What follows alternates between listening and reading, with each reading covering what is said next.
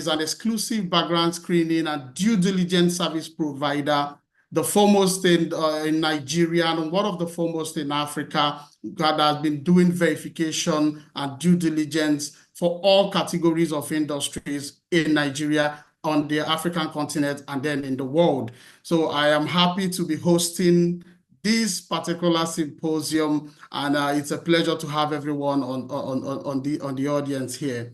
So I will want to also start, like I mentioned to you, we have a lot of excited individuals on the call. So let me start with the very first woman on the call, the only woman on the call, and I can tell you it's one in many women, an African lioness in every sense of the word. When you talk about business space, personal development space, everywhere you can talk about it, you will have to see this lady. She is an A-list professional in all walks of life. I've met her personally, and I've also had to interact with her on the corporate scene, and I can tell you that she is very exciting. So we have on the call, on the panel, Adora Ikwemesi.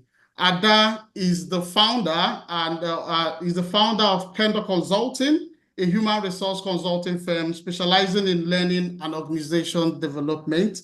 Ada is also an author of award-winning self-help book, Change Your Career.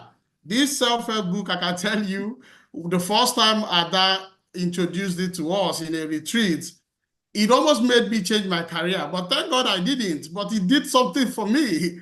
It helped me to re-strategize my whole career, to put it on the right path. So yeah, it changed my career in a way because it helped me deepen my resolve and also skill sets within the background screening industry. So Ada also is a certified global professional in human resource and career executive coach. Ada is developing HR professionals and business leaders to deliver on strategies, and she has a lot of results to show for it. Ada, you are so welcome to this event. Thank you. And I think you're muted. Yes. Thank you very, very much. And it's always a pleasure to support Background Check International. Anytime I'm there. Awesome. Thank you, Ada. Personally, I'm excited to hear from you because on every occasion that I've had the opportunity to, I always take a lot of things home. Thank you for the impact you've had on me. I won't miss it. I'm catching a flight after this call, but I have to do it. Awesome. Thank you for your support. Okay, moving on to the next speaker. We have Mr. Eyal Ben Cohen. Eyal is the founder of Verifile, a tech-driven background screening company providing global high-quality data securely. Eyal has been honored with the Cranfield University Entrepreneur Alumni of the Year 2020 award. Something interesting about Eyal, Eyal has the same 20 years cumulative experience in the background screening industry. And his company provides tech-enabled solutions. That is why I'm excited to also have Eyal on this call, because he has done a lot of things that some of us within the background screening space on the continent also look forward to also do. And he will be sharing his experiences, his knowledge, and how he got there to us on the panel. And also one more thing, Eyal has won the Queen's Award, and also more recently in February, the King's Award for Enterprise Leadership. Eyal, welcome on the call. Glad to have you. Thank you very much, Peter. Thank you for the introduction, and I'm really glad to be here. And thanks for the invitation. Thank you. Awesome. Okay, moving on. We have another very exciting. You can notice I'm using very to show how the extent of his knowledge and the extent of what he has done for his chosen industry. To be honest, this individual has taken a whole industry to a whole new level and in all ramification. I'm talking of no other person than Dr. Yinka Olugbodi. Yinka Olugbodi is the managing consultant and CEO of Team Building International. Team Building is an organization that helps organizations and individuals to achieve their full potentials through team building and leadership. This sounds novel, but team building is something that could change the whole trajectory of an organization, and also for other companies as well, and even an industry. And that's why we are glad to have Mr. Yinka on the call as well. He's also the founder of Team Spirit SN and Awards, a directory that contains all teams under the sky, and from sports to schools to faith-based organizations. What this means is that whatever organization that have people in it, or that have people working as a team, Yinka and his people have a directory of these. So we are so happy to have Yinka on the call. Welcome on the call, Dr. Yinka Olugbodi. Thank you very much, Peter. Happy to be here. It's wonderful. I mean, looking back, I can't believe it's already 20 years. And so congratulations to Dr. Kolo Olugbodi and the tremendous BCI team. You know, we are lovely, and we are delighted to be part of that journey for 20 years. Awesome. Thank you very much, sir. We're glad to have you. Also, we have on the call a prof. You know, it's for some of us who are going the journey, the academic journey, the learning journey, you know that being a prof in Nigeria is not an easy task. There are a lot of things you would have to go through. And we are glad to have a prof seated on this panel. We have Professor Ademola Adedipe on the panel. Professor Ademola is the managing consultant at Amat Grace Business and Consulting Services. He's also the founder of Generation Builders International Network, an initiative dedicated to empowering individuals and communities to reach their full potentials. Talking about full potentials, that is one of the reasons we are here.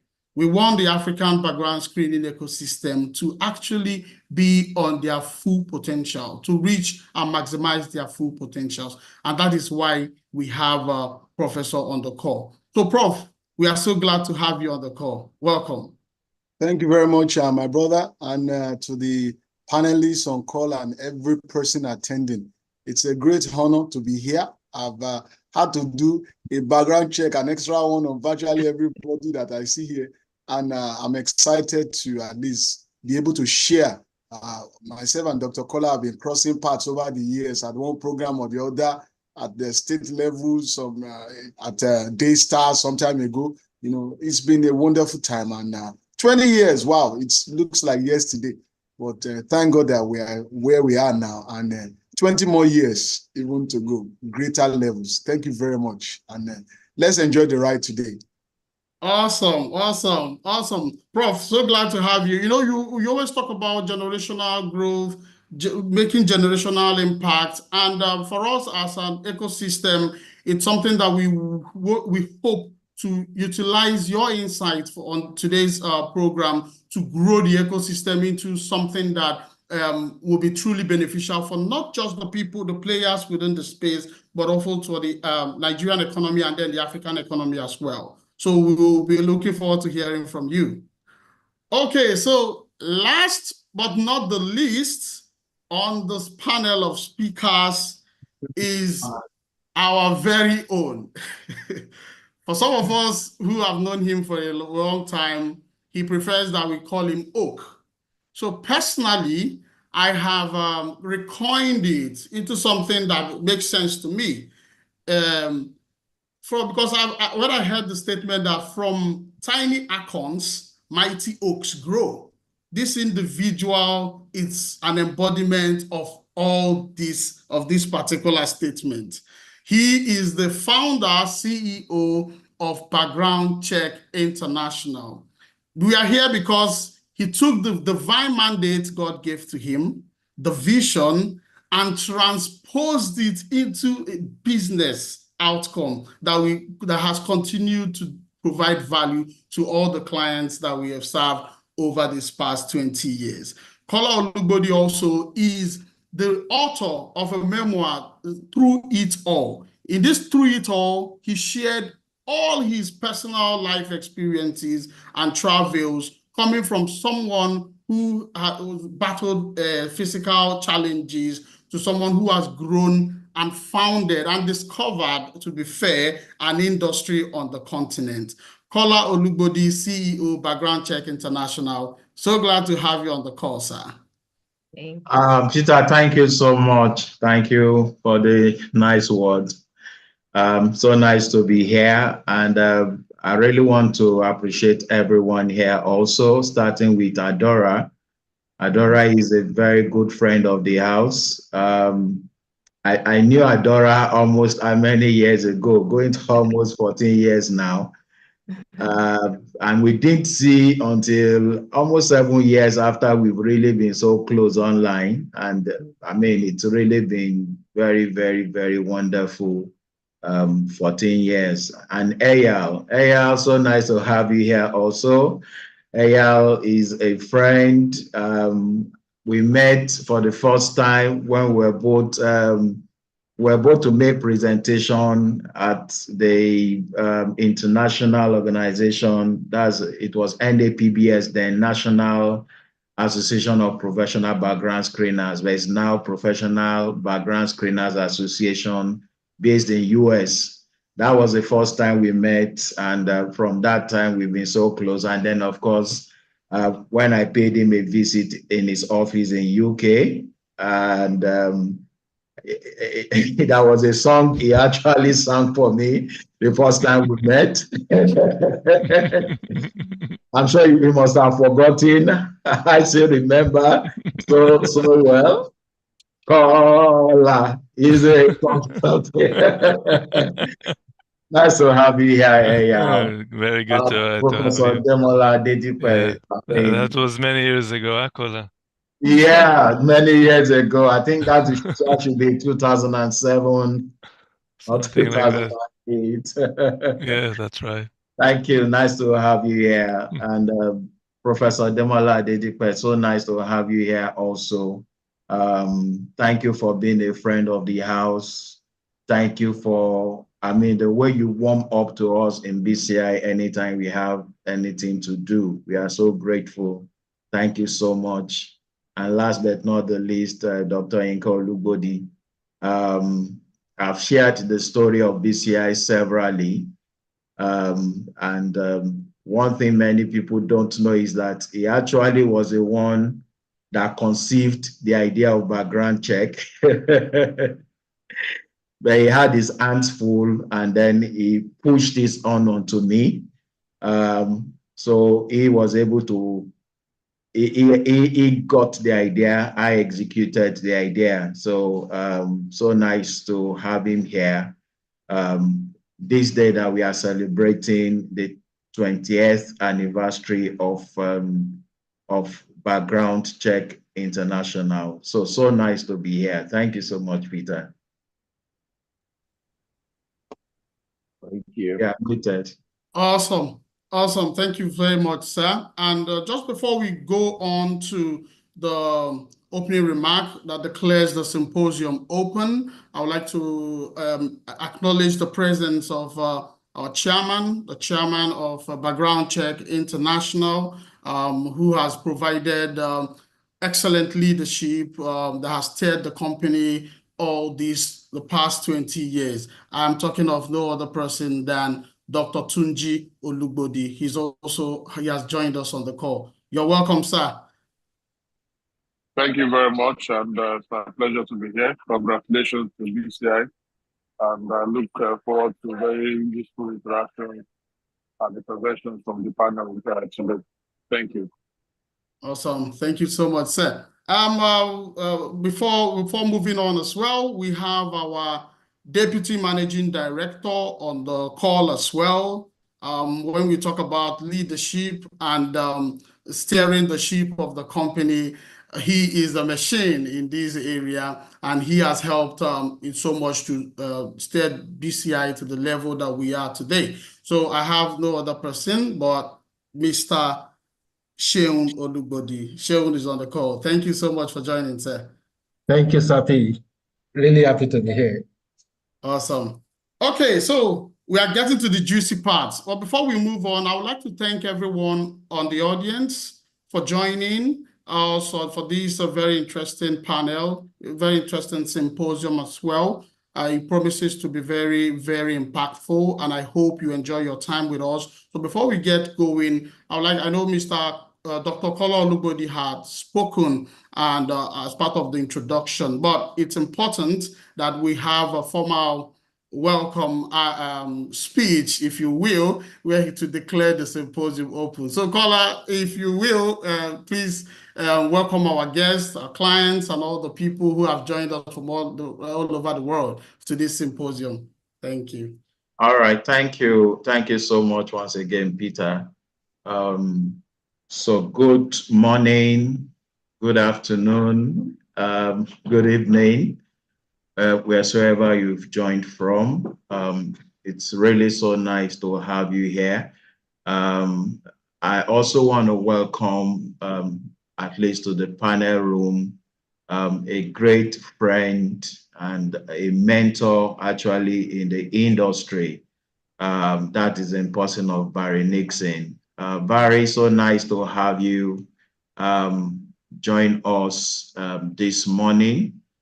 I know it's very early over there in US. There is a very, big fan of BCI also, Background Check International, and a very good friend of the house. So Barry, so nice to have you here. Do you want to unmute and say hi to us? Hello, Kola. Nice to see you. Great time to be celebrating 20 years, not only of our business relationship, but our friendship. So I am so happy to be here with you. All right. Thank you so much, Barry. So nice always having you around. So nice. Thank you for the devotion and the dedication to the background screening industry and your love for us in Background Check International Nigeria. Thank you so much.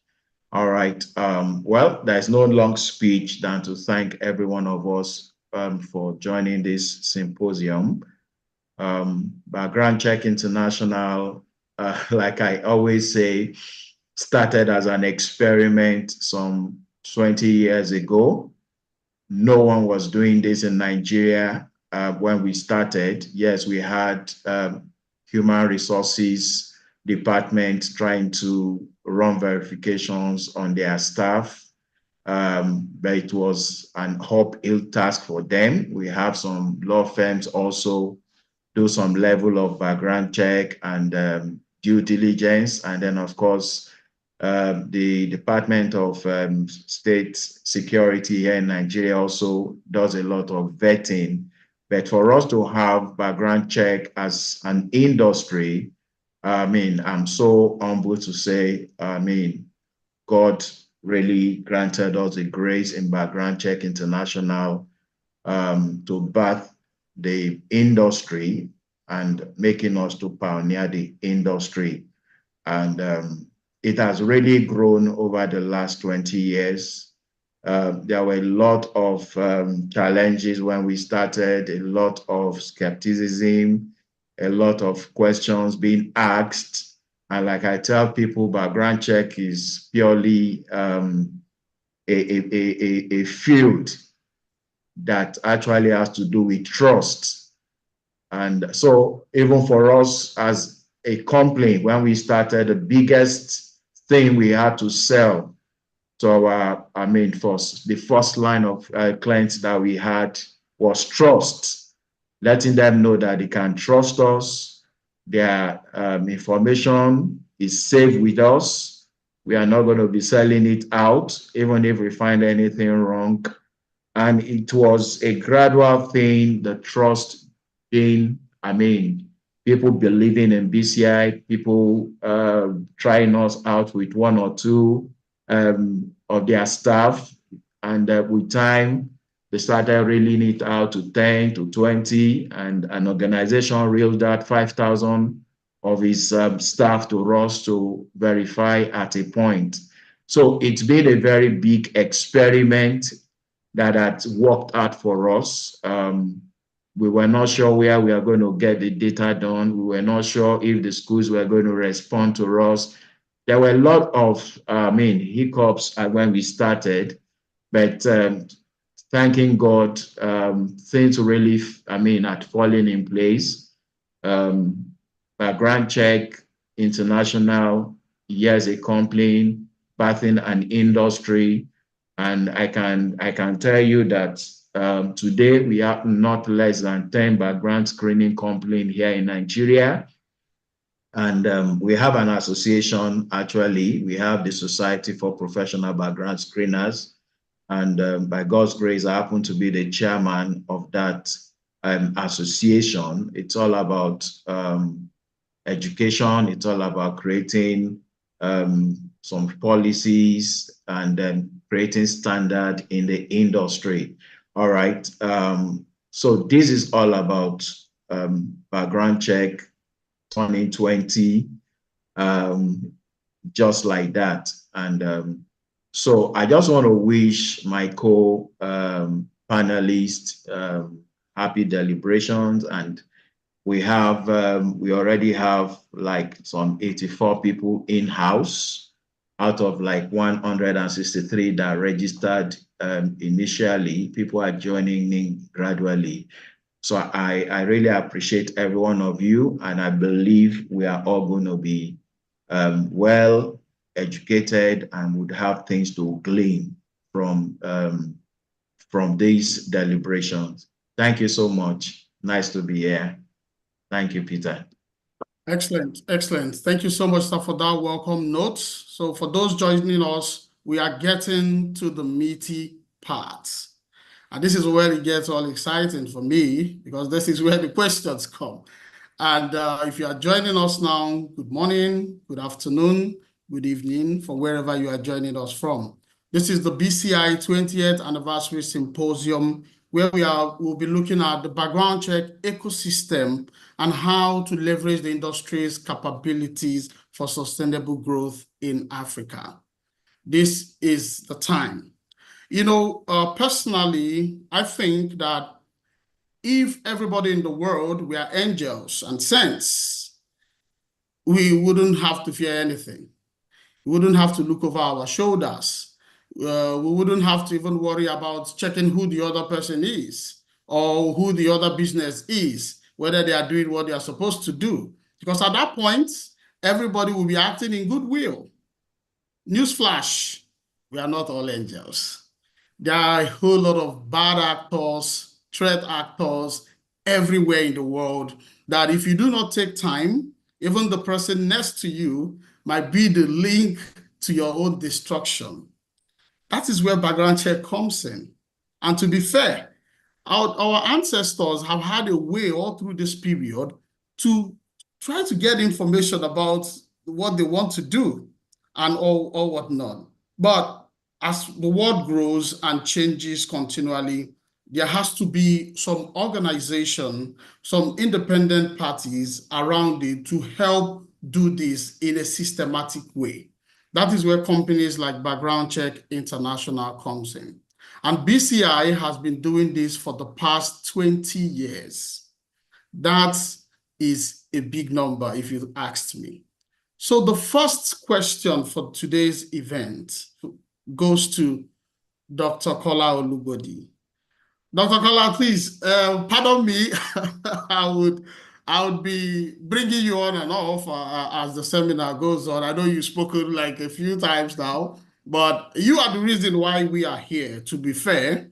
And you have been credited to have discovered this industry in Nigeria, and you have nurtured it for the past 20 years. This also makes you one of the foremost players on the continent and in the world. It will be safe for us not to assume that everybody on this panel, both our audience and the people that might be listening to us in the future, knows what background check is all about or what the ecosystem is all about. Please, can you highlight to us what exactly background screening is and what makes up the background check ecosystem? Thank you.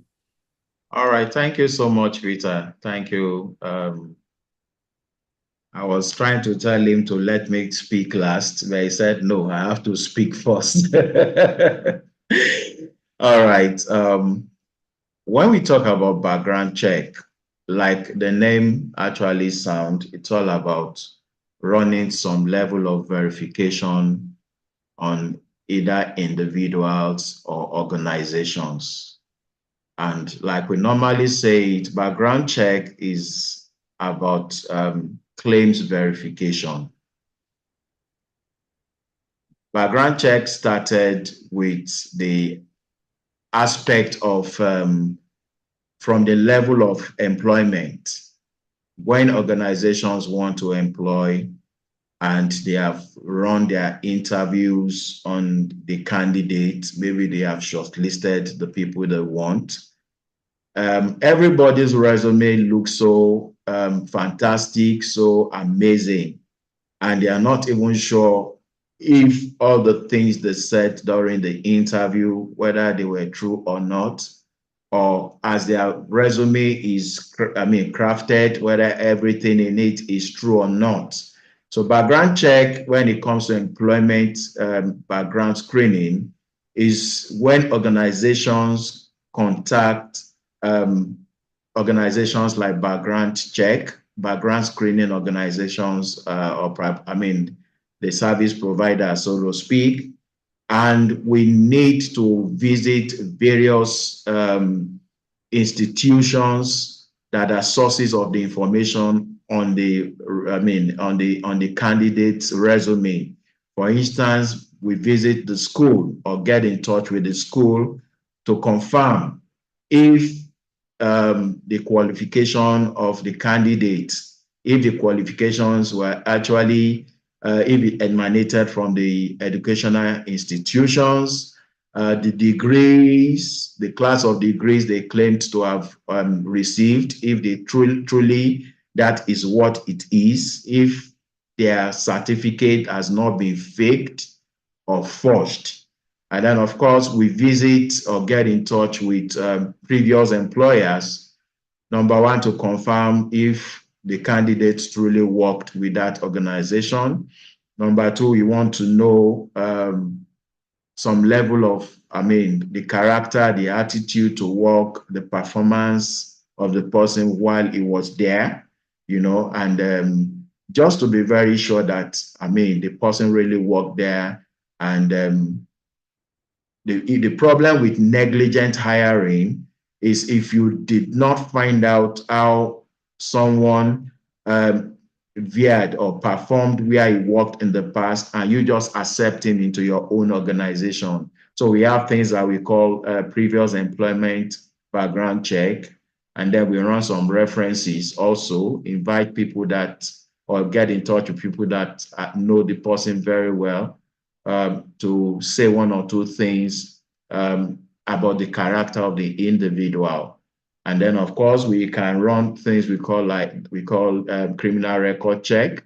Here in Nigeria, you do that with the police criminal registry that actually have the record of convicted people in Nigeria. And so they run through their record to be sure the candidates are clean. Of course, if it's going to be something that has to do with finance, we can also run some credit check on the individual, that's from credit bureaus. Then, of course, we want to be sure, more especially people handling sensitive things, where they claim to be their place of abode, if truly that is where they reside. So in a nutshell, that's background check. And I need to say background check has really gone beyond just employment background screening. These days, more especially in Nigeria, where we have a lot of insecurity issues, landlords want to be sure that they are not handing over their properties maybe to armed robbers or to kidnappers or some people, like we call it in Nigeria, Yahoo Yahoo, people that are into, scammers and internet fraud. So landlords these days run what we call tenant background check, and of course we have things that we also, when organizations want to go into relationship with each other, we run things that we call corporate due diligence or company's background check, and these days that we are having a lot of issues with what you ordered is not what you got when it comes to choosing a life partner. Background check also flows in the area of spouse background check or premarital background check. And of course, we have domestic drivers coming to the very domestic staff, being sure that you know who the people you invite into your homes are. So background check is like I always say it, everywhere you will need to engage the service of another human being, or get into relationship or get involved with another human being, there would always be the need for background check. All right. And of course, talking about the ecosystem is more like who are all the people that somehow you will need to that are involved in the verification process, so to speak. And that starts even with the client. If you don't have any background check done, if you don't have any client, and then of course we have the customers, what people we call the consumers. The consumers are the people you are running the checks on, the personnel or the candidate or the tenant. And of course, we have all these sources of information also as part of the ecosystem, the schools, the police, the credit bureau, the previous employers, they all form part of the ecosystem. And then, of course, where we have regulators also, they form part of the ecosystem.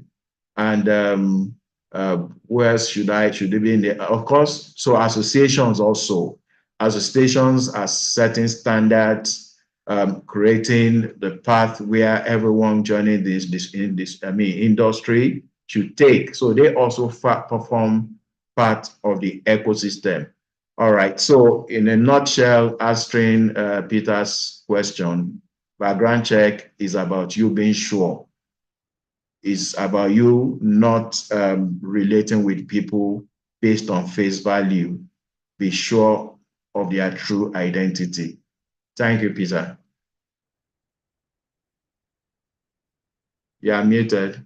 Okay, thank you so much, sir, for that insight. I believe anybody on the audience who might have one or two questions about background check, I would have gotten a picture of what the industry is about and where what it does for whether individuals and people. But hang in there, sir. Before I move to the next speaker, you have highlighted a couple of interesting points that which we would move on to as we proceed with the discussion. But I want you to tell us, having started this in the past 20 years, I believe the ecosystem must have changed within these past years. Our people have a saying that if you do not know where they buried somebody, you would go and exhume them from the lake. So can you take us through the ecosystem of the verification space in Africa? What is the time map? What has changed from how we used to be 20 years ago and now and where we are? Because I believe if we can assess that position, we will be able to know, okay, what time is it and where we are bound to go in the next 5 to 20 years again.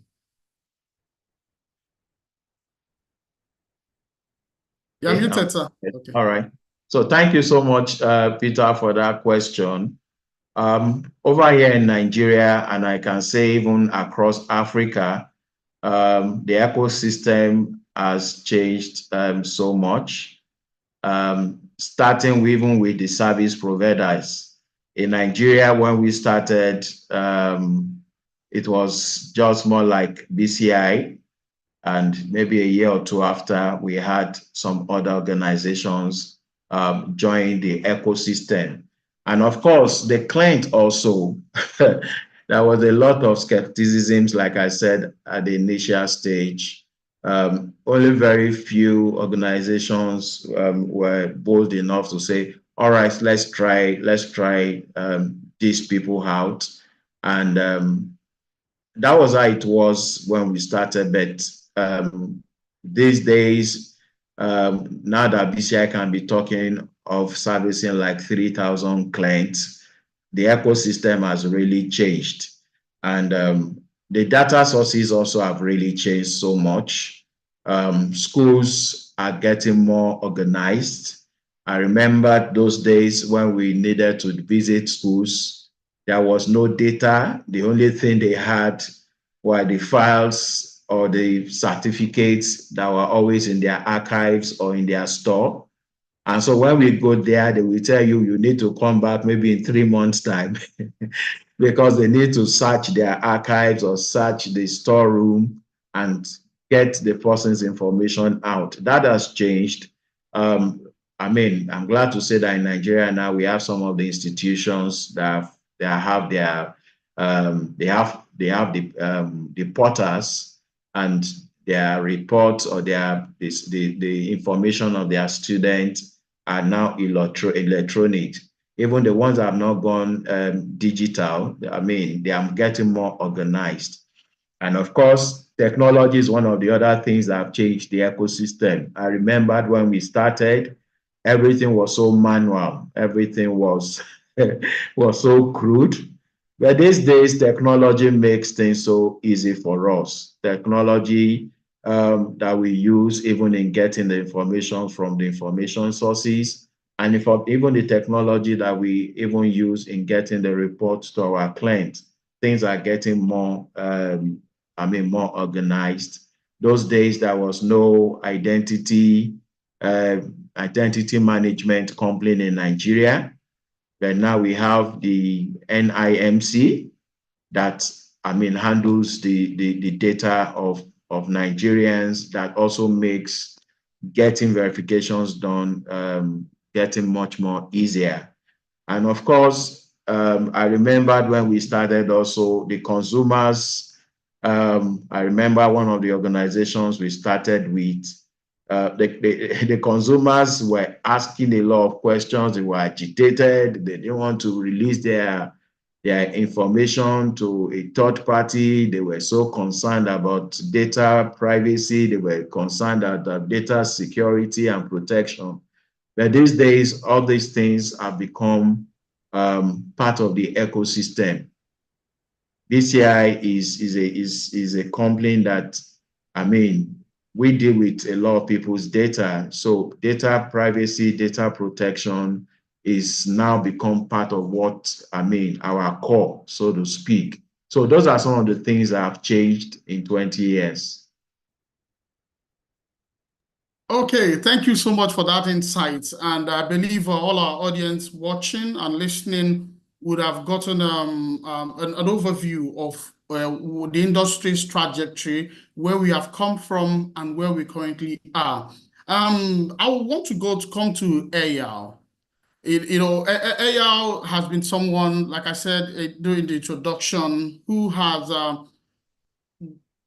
taken the industry to a whole new level as well with Verifile. His story is the one of how an MBA dream could turn into a business with global impact and serving the niche that he has created. So I want to know, Eyal, you would agree with me that an industry that has 20 years under its belt has come to stay, right? And that means something is happening. Could you, given your experience benchmarking BCI 20 years within the industry, what can you say that the East industry has the capacity to offer to the Afro economy? And what do you think the players can do, or all the ecosystem can do, to increase or optimize this capacity for the growth for the African continent? First of all, I would say that the story that Kola has eloquently described is something that I relate to very well. Verifile also started 20 years ago, and when we started, we had to send documents in the post and meet the individual face to face. All that has changed over the years, and technology has obviously been a great facilitator in that change. Everything is now done digitally. I remember Kolas telling me about the stories of having to send someone to the north of Nigeria, and it takes them 3 days to reach a school and back with the report. All that has now become a lot easier, and it will continue. The introduction of credit bureaus all over the world and in many African countries have helped surface financial records, identity records that organization can use. Cora spoke about tenant verification. It's a whole new market where landlords and real estate agencies would like to check the identity, and the ability of that individual to pay their rent has emerged because that data, that financial data about salary has been made available. Now we are seeing the introduction of additional data sources through digital means. Open banking, which started in the last 10 years in the UK and has been taken to other parts of the world, is helping us to access transaction records that are helping us to check what individual have done in a period where they claim to perhaps traveling. It helps us to identify dual employments, where individuals are being employed in more than one job in parallel. It's okay if these are temp jobs, but it's probably not okay if these are full-time jobs.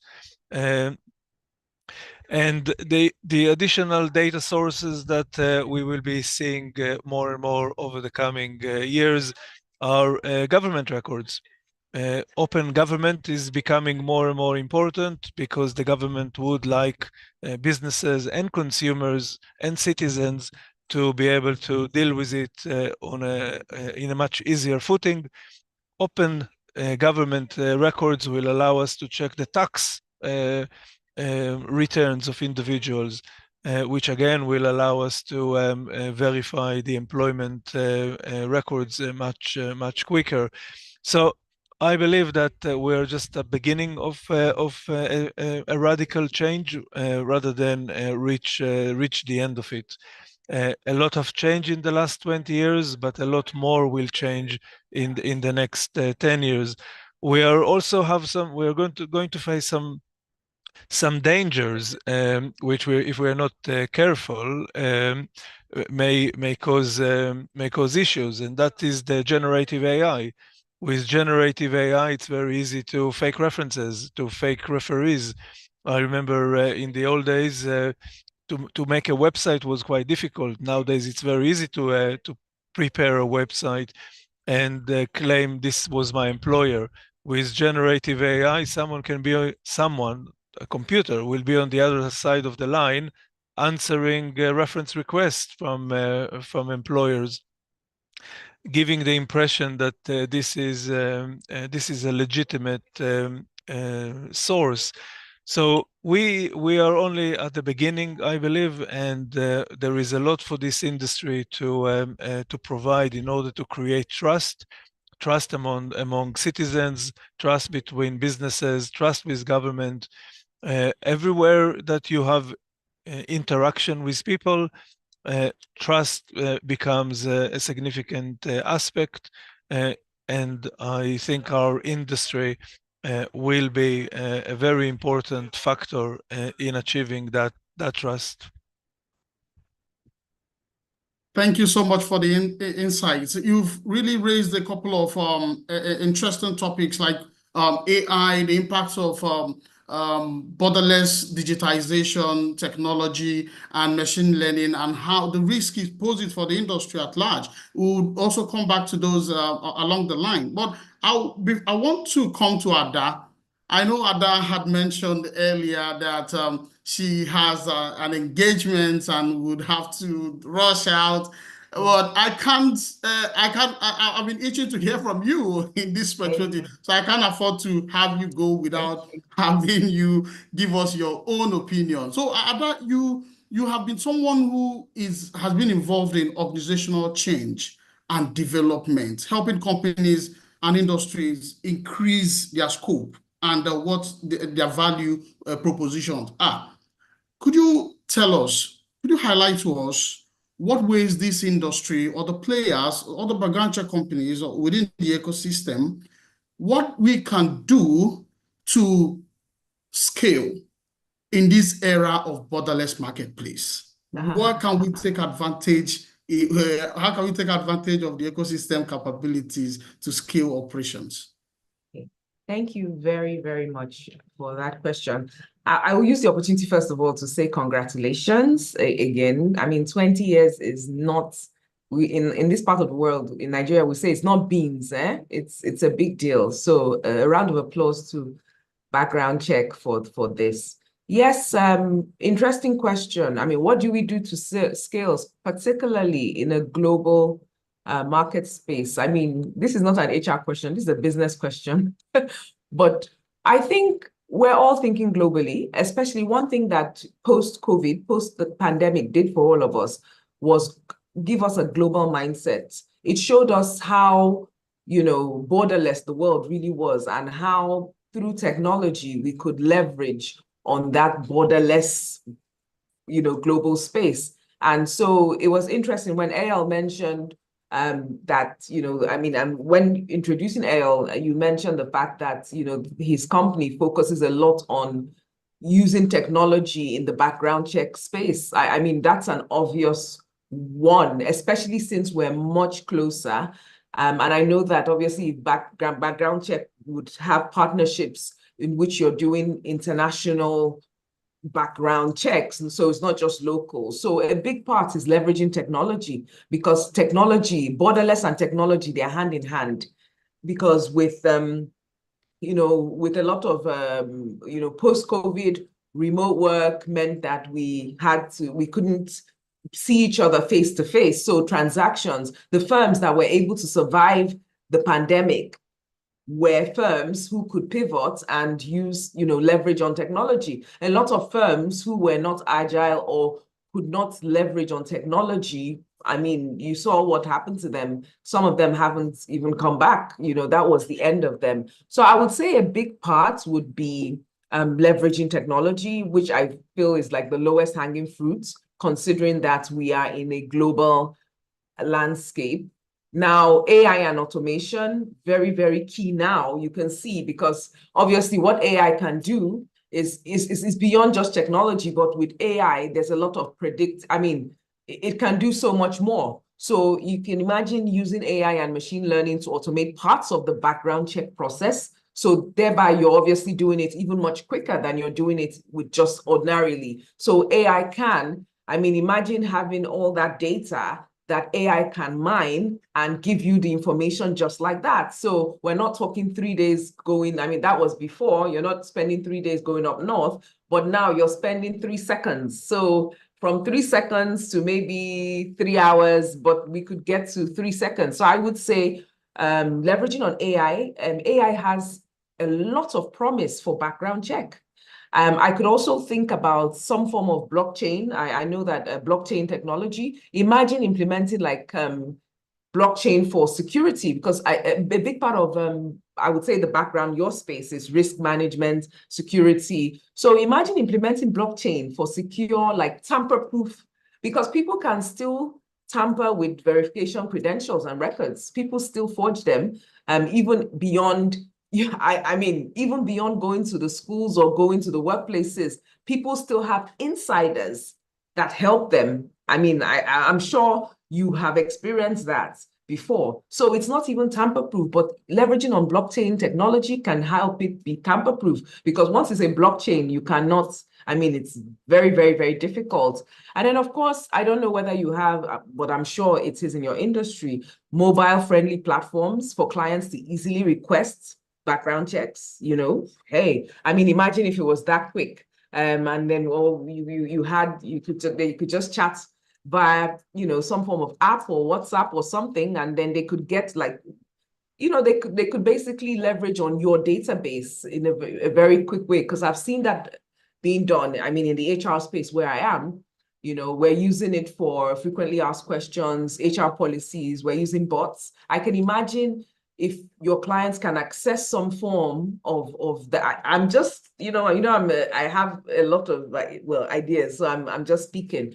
So I would say technology, and I've split it into, I gave you a couple, I said AI, blockchain, and then I said, what was the third one I just said? AI, blockchain, and then mobile platforms. Then, of course, strategic partnerships. I can already see that you have strategic partnerships both online and even with me. I mean, anyone who tells me anything background, I always refer. I say background check, and I know you have a lot of people in the ecosystem as other organizations who do the same. So local partnerships, global networks. I could see, obviously, that you have global networks. I could see Mr. Barry Nixon here. I've seen him in another of your programs. Eyal is obviously here. So you definitely have those global networks.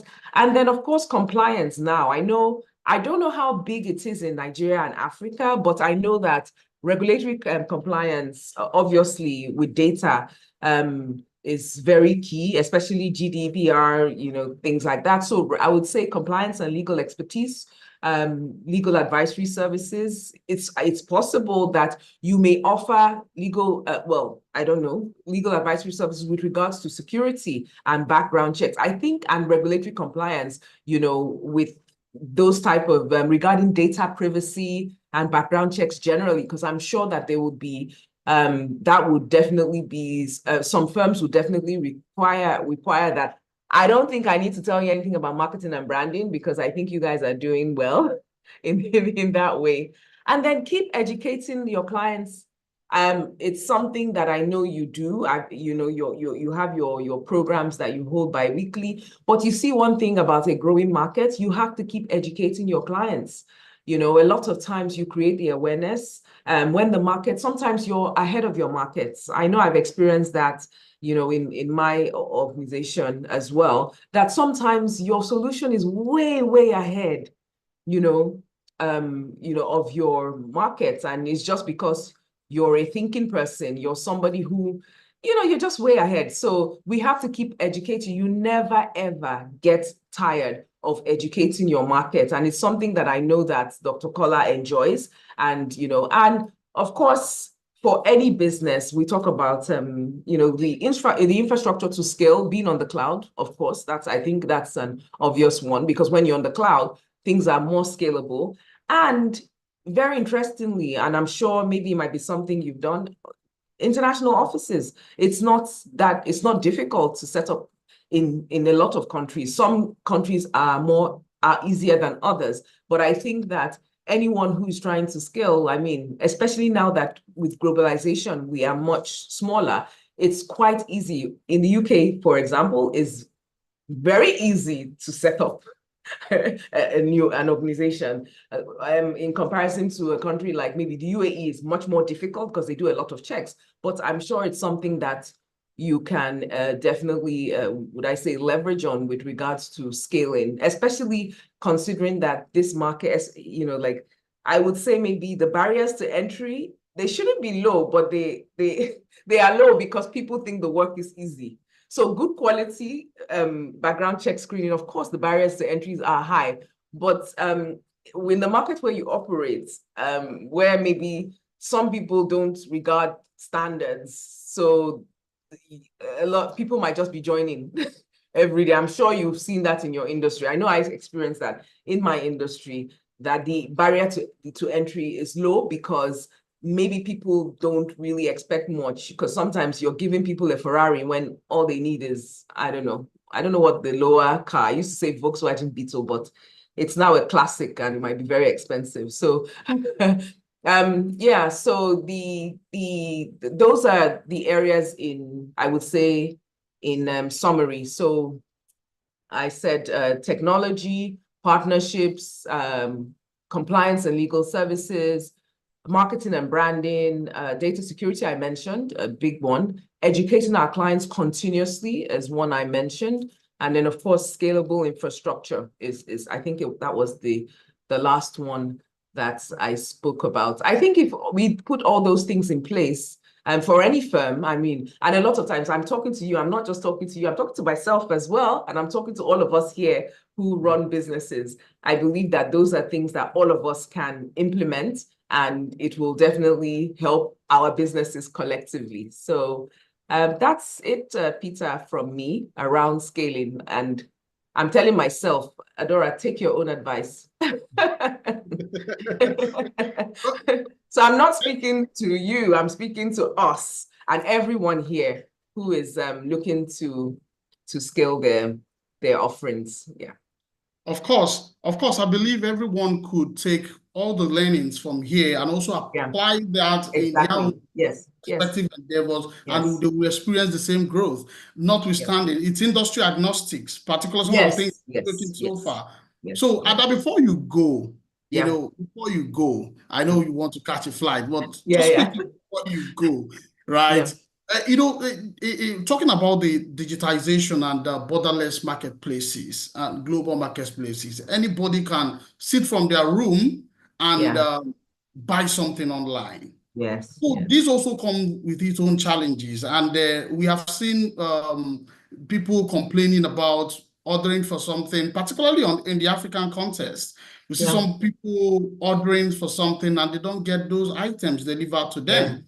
And we see people calling a lot of other people out, to the point that a couple of individuals have made fame just by trying to protect or to call out other people in that space. So a lot of big, uncredible companies would want to jump into the online space, but because of the messiness that they are from the compliance hearing here and there, they may have like a qualms with jumping on it and selling online. What advice you have for those kind of organizations on how they can explore this industry capability to have that online presence and be able to show credibility? Yes. And one more thing, Adam. I know you mentioned you're competent HR, and most of the questions I'm asking you are business questions, but I'm asking you it's fine. It's fine. I'm a business person. It's okay. Exactly. I'm just saying, of course. But what we've done with Kendall Consulting is of course I'm very massive. Don't mind me. I'm just all right. Thank you. What advice would you have for these companies? I mean, that's a very interesting one. In fact, just 2 days ago, I think I saw someone calling someone out online, the same thing, like what you ordered versus what you got. In fact, in this place, they didn't even get anything. And then some of the things that I've seen done, and this is me, I'm just going to speak from what I've seen done, and maybe what we can, and what I've experienced myself.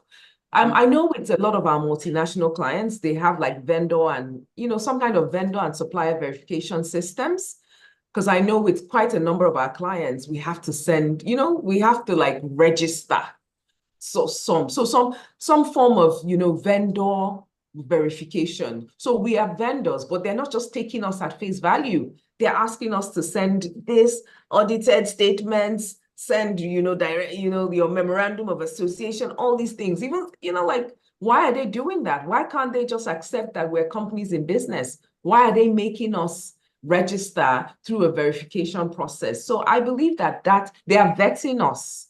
So, a lot of times we don't vet, but online, I know it's much difficult, but what I see that happens online, those badges, have you noticed? Maybe badges, seals of approval, like, genuine or some kind of, I think a lot of online firms are doing it, even like the Twitters and the Instagrams, like even on LinkedIn, like, how do you know a genuine accounts, like there's a tick or there's a badge. Yeah. Even I know with my certifications, my institute gives a badge which you can link to your LinkedIn. So you can't get that badge unless you have been, verified of some sort. So that is definitely something that companies should look at. Yes, some kind of badge. And that badge shows your credibility. I think, yeah, because I see companies doing it, and I know I've had to do it as well. And definitely, remember I mentioned in the last thing, in the last point I was making, that sometimes the background check problems, the security breaches are based on insiders. So it's a vicious circle. We're still coming back to background checks, because even when we get references, people put referees of people they know in the firm, or I'm sure it's happened. I'm preaching to the choir, where you do a reference check, but the truth is that people send reference checks to, maybe they can circumvent the system, and the person that they want to give the background check does the background check for them. So it's not a genuine background check. So it still goes back to employee background checks. We must, for customer-facing staff, we must do these background checks to verify the people, and we must make sure that our systems are foolproof. I don't know how, I'm not an expert in background checks, but I'm a bit concerned, because even as an employer, I know that I have employees whose credentials are not correct. I mean, I see them, they leave the organization, and I see that their details are not accurate. People who spend 2 months in the firm put 1 year. People who spend, some people put 2 years when they just interned. So there's a lot of employee manipulation of data. So we cannot stress this employee background check. It's very, very, very key. I remember a survey done, I can't remember, years ago. Everybody tells fibs when it comes to their CV, but some people tell very, very big fibs, right? They exaggerate to the, it's not even an exaggeration, it's an outright lie. So we need to take this back. I don't know how you emphasize it. You need to educate the market more about, people don't know who their employees, people are getting more and more desperate. I mean, if you even look at big fraud cases, international fraud, it's getting really bad. So I would say the employee background checks are still something that we need to do again. And then secure transactions is another one for online, where you don't exactly pay, but you pay to kind of an escrow account. I know I've had that kind of experience with I've had that with there's an online vendor that I know. The money doesn't go direct to the person selling. It goes into some kind of escrow, right? Yeah, exactly. So that person, until you verify that the product is in the condition that it was advertised, then they release the money. I believe those are our systems, definitely for online, so still, it's still on the same data protection line. Yeah. We can still use your services to check or vet third-party service platforms. It's still it's still the kind of service. I would really like to see the trust badges, those seals, because I think, people, when you educate your market, they get used to seeing it. They get used to knowing, oh, okay, they've got that trust badge. This is a verified trust, badge, that type of thing. So I think that, honestly, the world, you guys, you have your work sorted out for you. There's a lot of work to do, especially as trust is really a currency that is really low at the moment. There's a lot of desperation due to very, very hard economic times in most of Africa. So, and with economic downturn, unfortunately, a lot of poverty, unfortunately, a lot of crime. So that is something that I think that you can definitely leverage on, and keep collaborating with other background check organizations, to deliver reputable services. And then maybe I would say on the more proactive side, I would say risk management and crisis prevention. That's definitely a service that I'm sure maybe you offer to help organizations to be more at risk. Risk. There is this recent, I think it was it 2-3 weeks ago, a bank in Nigeria, I won't mention, but it's all over the news. I heard that, what was it, 40 billion? How many billion was it a staff went away with? You know, like a couple of billion, right? That's huge. How do we even, I would say risk management, background check, I don't even think it would have helped us with that particular staff. But risk management and a proactive risk management framework and crisis prevention, like, you know, a more proactive response to risks. They obviously had a serious risk breach because a staff, I always say that don't tempt people. I'm not saying that, you know, I think sometimes when a system is really slack, even supposedly honest people, maybe some people will argue that they were never honest, but I say don't tempt people because sometimes people they're opportunists, right? The person may not have planned to be a bad actor, but oh my gosh, it was just so tempting. So don't tempt people. And how can you help your clients? Risk management and crisis. I would think that bank, I don't know what and it's not just them, a lot of fintechs and the banks, they have quite a lot of issues around financial crime. A lot of it doesn't even get to the news because they don't want it to get to the news because it will obviously customer credibility, their customers will be afraid. But I know that, you know, even from my personal experience with some of the fintech platforms that I've used, there's a lot of fraud on it. I've been, you know, almost a victim, you know, of fraud myself. So what I would say is that a good service you could offer, background check, and any company in your industry is this risk prevention, some form of audits or, you know, risk, assess them, do audits, and then, you know, consult for them on the level of risks and help them close those gaps. Because I think if they're going to spend 4 million or whatever, it's better than losing 4 billion. I think it's worth it. So those would be the areas. That's what I would say around bad actors. There will always be bad actors. But, you know, I believe that background check, you're well positioned to help your clients and even potential clients with these type of services. Thank you. Okay, thank you so much, Ada. That was quite very insightful. And talking about risk management, and we offer that already. Yes, I'm sure. So we call it investigative due diligence. Yeah, it's part of our investigative due diligence package where we help companies showcase that they have done their own due diligence before they bring on anybody or before they finalize their own processes.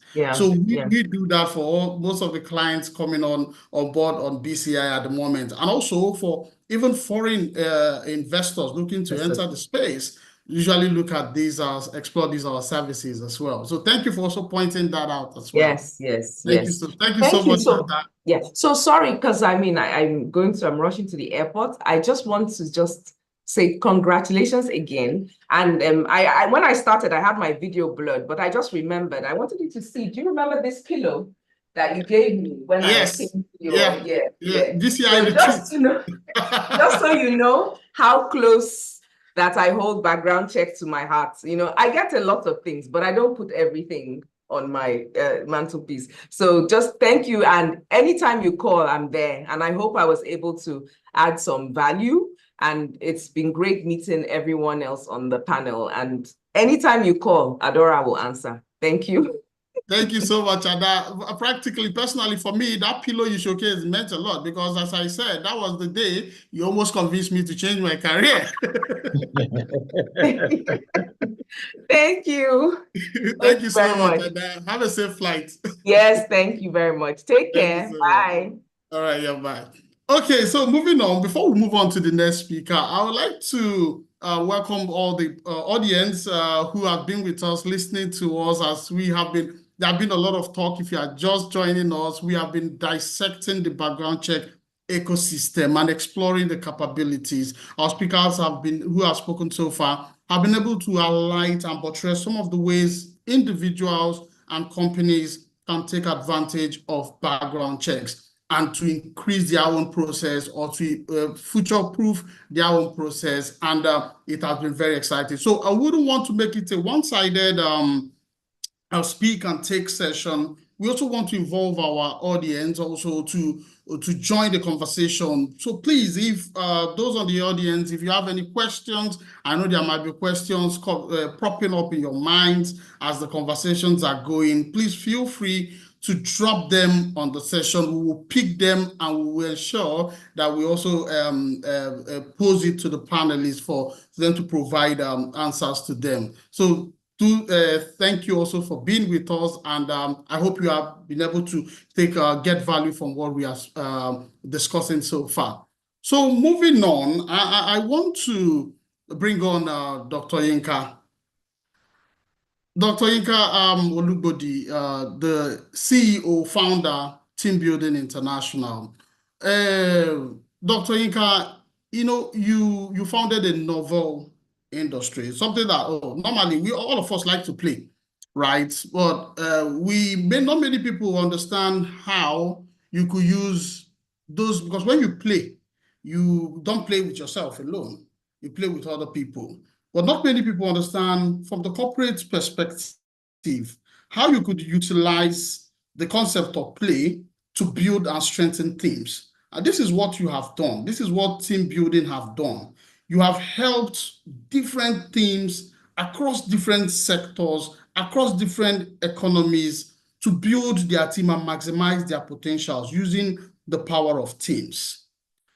Using the background check landscape, the ecosystem at large, what are the strategies? What would you prefer that the industry players could use in terms of collaboration? Because as we go on digital borderless marketplaces, collaboration becomes a very important aspect. You can call it company team building, if you will. So, but what are those things you believe this industry could use to spark on the potential this ecosystem has to deliver value to the numerous clients or potential clients on the continent? Thank you.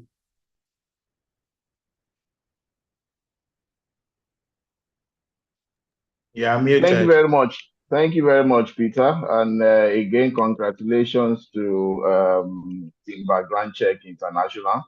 Looks like yesterday, you know, when we thought we did see it grow, and well, now we can see that the seed has grown into a big tree and moving the landscape into a whole plantation now.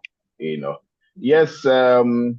Well, I mean, I think Background Check International, and who is also the pioneer of background check industry. I can say not only in Nigeria and even in Africa, because when background check started, there was no background check company in the whole of West Africa. You know, there were like 2 or 3 in South Africa, and you know, and this was a period where there was a terrible need for, you know, need and demand for background check services. You know, I'm talking 24, 23 years ago. You know, so background check was actually born out of collaboration.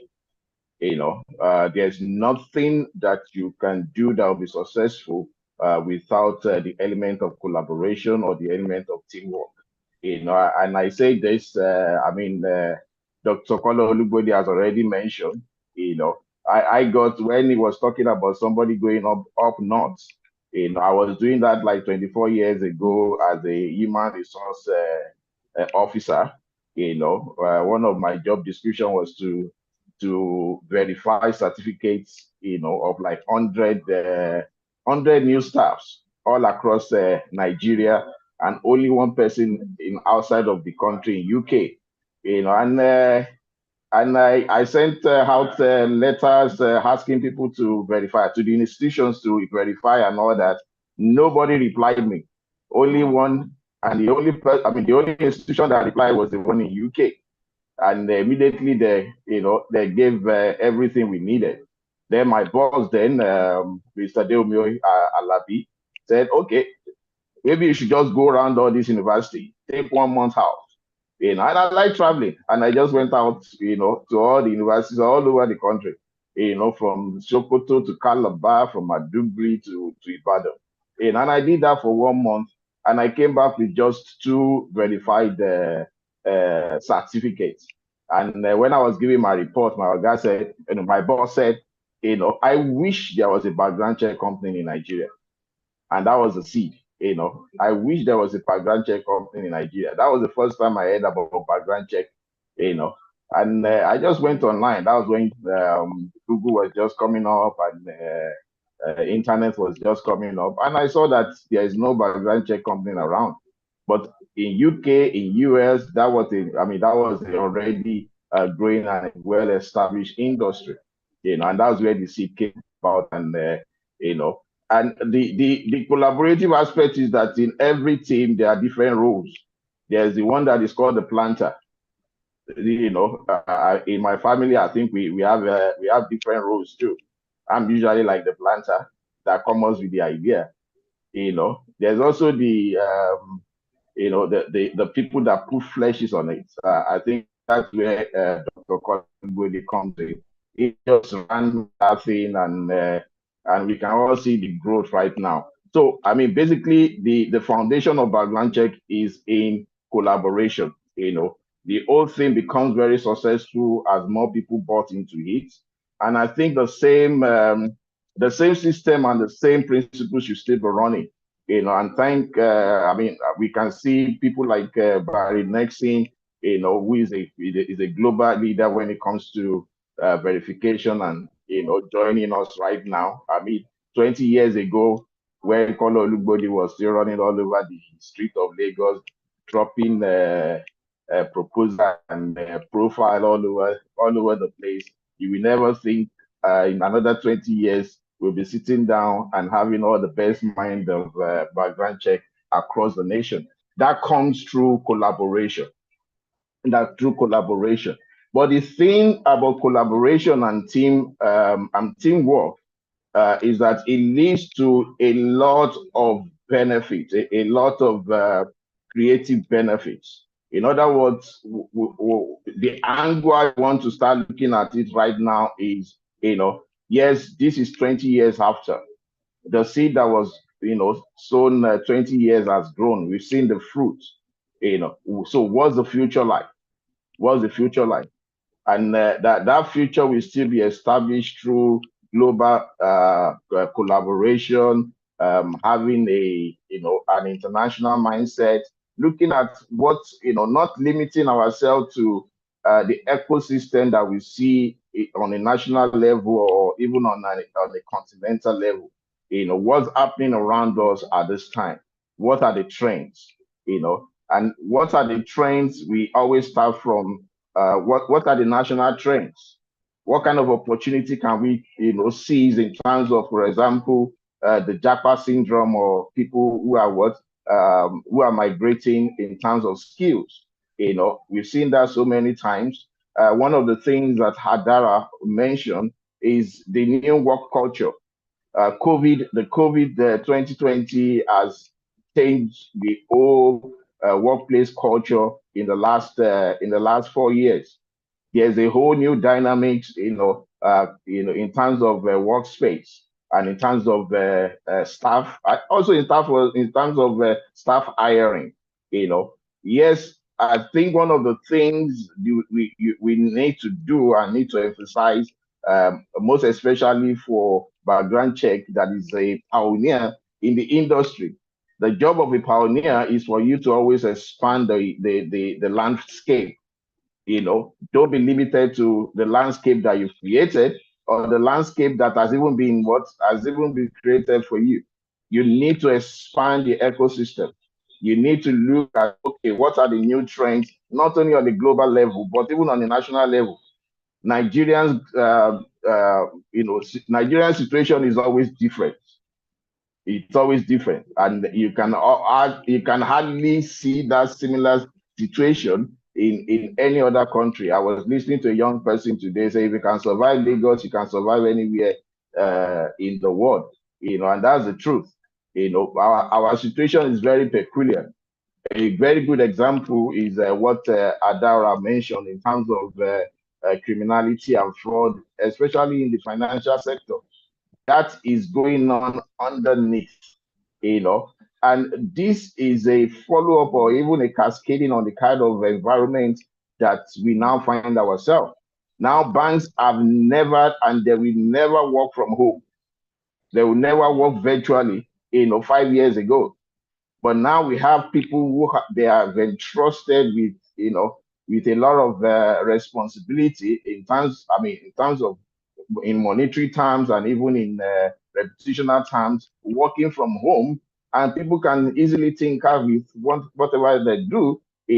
There's a case apart from the one Adaora mentioned, where somebody, one single person in a bank ran away with 600 million naira, and it took them like 2 months to know that.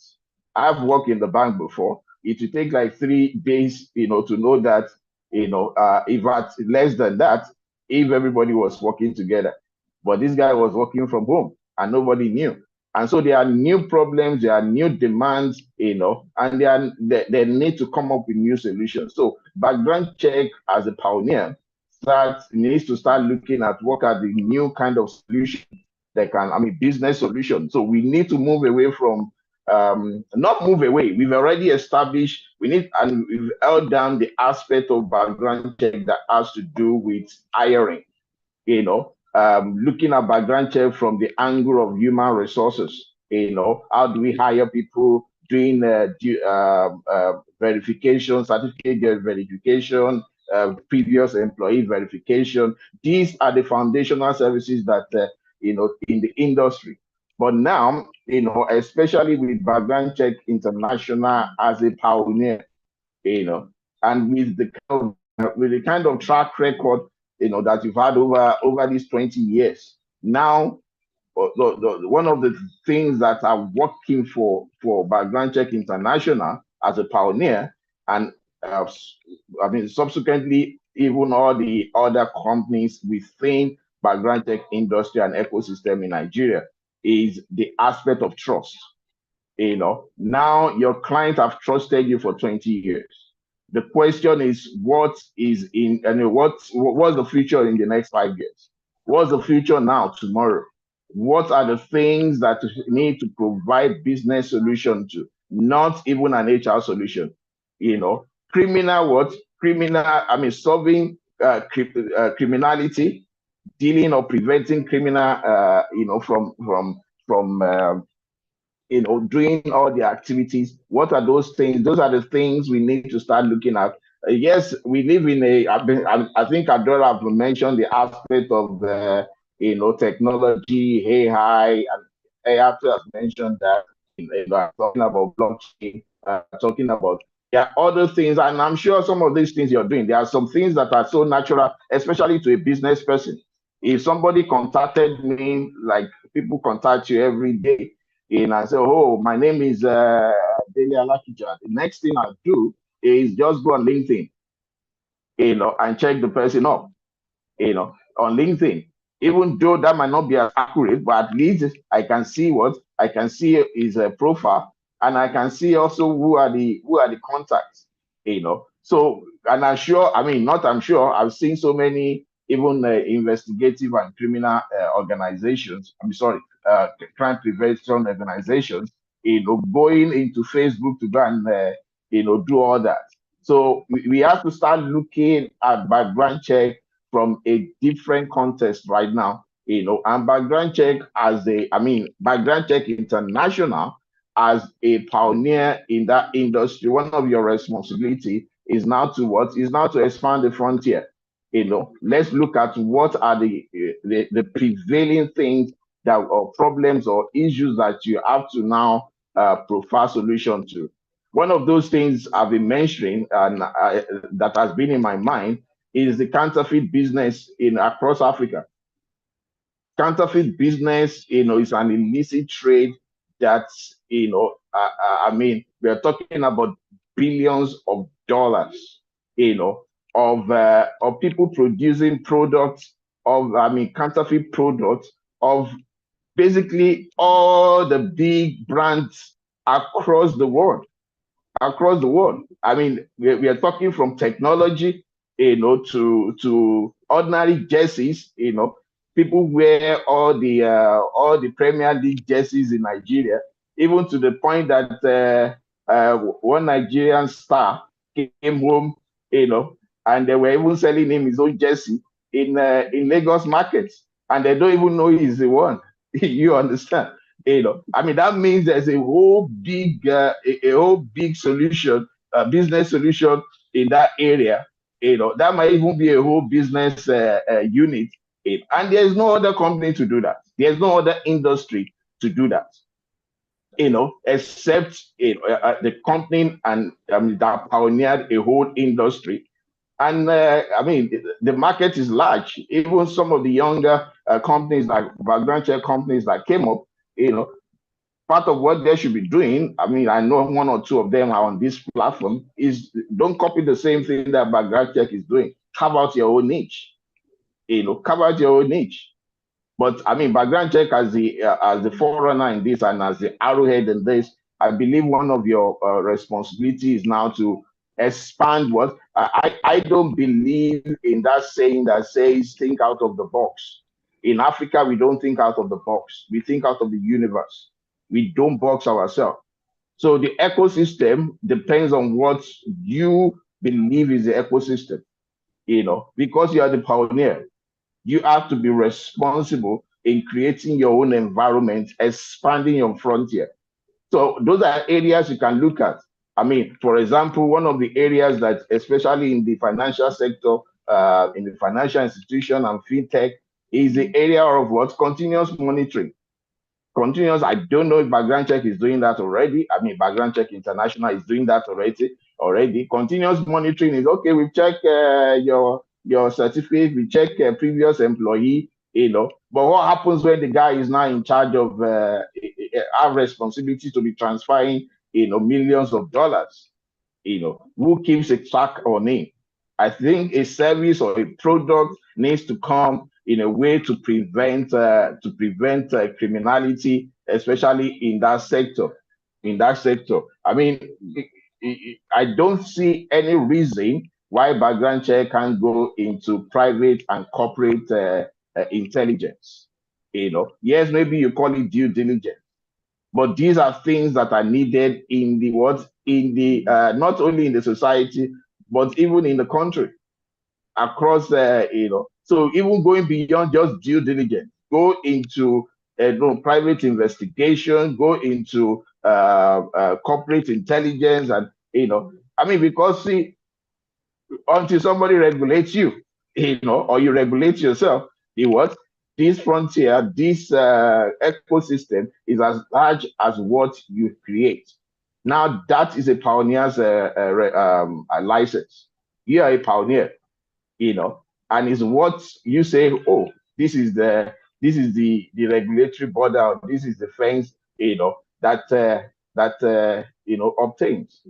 So how we enjoy background check to start looking, at look at the trends, look at the situation right now, look at what are the what kind of situation the world has changed from 20 years ago.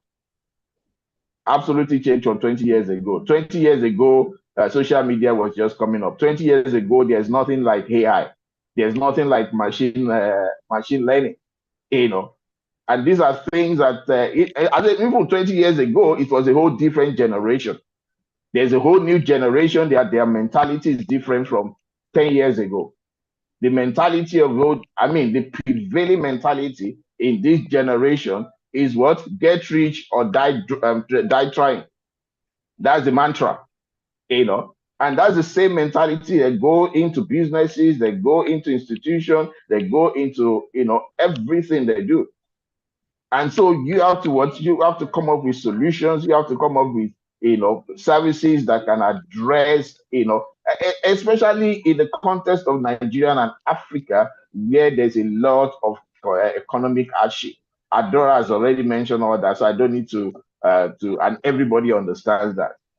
People want to survive. and they want to survive anyhow. And so you see a lot of criminality, illicit trade, and the wrong behavior. So background check needs to start going beyond just an HR solution, even go beyond a business risk management solution, into let's start talking about even national security. Let's start talking about corporate security, because the impact of all that, it's really telling on the society and it's telling on the nation. So really, I will from the collaborative aspect, I will believe this session, should be a brainstorming session where ideas are being generated, which is one of the benefits of collaborative efforts. We have all the heads and the leaders here. We have even the outsider. I'm actually even speaking like an outsider. Not like an HR person or a training and development person. I'm just talking like a business person. And what is the future of background check, industry or ecosystem? What are the things we must, even from this small 2 hours or 3 hours seminar, what are the new things we can introduce to expand the background check frontier, not even only in Nigeria, and also pioneer it outside. Because some of the situations we have in Nigeria is not peculiar. It's not peculiar. The Jackpot syndrome, I'm sure, is an opportunity, that means foreign clients will be calling, the background check companies in Nigeria and say, okay, we need to check this person that has lived in Nigeria for 20 years. I mean, so we need to think not out of the box. We need to think out of the universe to create a whole new ecosystem for background check in not only in Nigeria, across the universe. Thank you so much, sir, for those insights. What you just said validates Mr. Kola Olubodi's initial statement that you actually conceived the background check and then he executed, because what you have said practically is the way to go, is the future of background check. Yeah, admittedly, most of the things you do in-house, we are already providing some of those services for the client. But the thing is, talking about ecosystem awareness, a lot of people do not already understand or are aware that these services exist. And that is why most of the time they don't even do it. So, but most of and then we have to borrow from what you have said in terms of making it more out there, telling it out that this kind of services exist, and making more people both on the continent and then in the international space to know that these services exist, and this is what we are doing. And of course, like other speakers already said, leveraging technology to make it more borderless, so that anywhere in the world that anybody is, they can make this request for these specific services without thinking about the barriers or geographical barriers. And like you rightly said, this kind of symposium is a brainstorm. And I'm glad other background check companies are also here listening, because all about ecosystem growth is not just about winner takes it all. It is more like a habitat whereby everybody does what they can do within their own niche, and that generally improves the whole ecosystem. So there are a lot of needs, a lot of work that has to be done. We have to move outside the recruitment, background check, thinking, and then move on to the large ocean where it is still blue. And because it appears the employment ecosystem is becoming the red ocean, but then what you said is really, really insightful. And I believe everyone on the audience have learned a lot from that. So moving forward, we don't have a lot of time now, but then we have still a few more questions to ask our speakers, and I believe all our audience would have a lot to learn from them. I have Barry Nixon still on the call, and Barry, please, I'm going to come back to you, sir, in a jiffy. Please hold on there, sir. Thank you. Let me come to Prof. Prof, you are somebody who is keen on generational wealth creation, people being more innovative, people being acting with courage, delving into new spaces, new capabilities, both for themselves and the companies that they lead. You are also being involved in a whole lot of crafting HR policies and plans and all change management across organizations. I believe you are in a very good position to advise and also to speak on this particular area of this symposium. And that is, could you please profile to us, many people, both individual and corporate investors want to come into Nigeria. They want to come into other parts of Africa. They want to come in because they see huge potentials. But there are a lot of instabilities here and there. And we know that those investments would spur very huge growth within the continent or within even the economy of Nigeria. But there's instability in terms of maybe the business environment, there's still trust issues and all whatnot.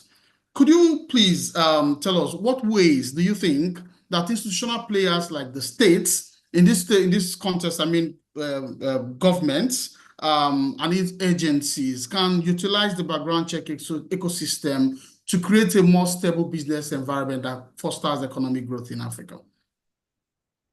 All right, Peter, thank you very much. And I've had the opportunity and privilege to have listened to all the other speakers. Everybody has been very spot on, and I quite appreciate that. I will not just come with a textbook approach, because a lot of times in Nigeria, Africa generally, we do textbook approach, and we need to migrate from textbook position to actual execution. That's why I love when my brother spoke earlier, and he said that the doctor, brought in the stuff in terms of fine tuning, but he executed. So we need to migrate from the textbook pages to actual application and execution. When you talk about these things, we need to go organic, go to the root of all these matters before you can invite an outsider to come to your home. You need to put your home in order, and that's basically what I believe strongly, and I've advocated well over 2 decades now. I've been advocating. We look at this issue of culture. We need a cultural shift in the sense that when you talk of integrity, in the good old days, well, I believe as a person that we will still have better days ahead. But before we can get to better days, we need to look at what exactly happened to the good old days.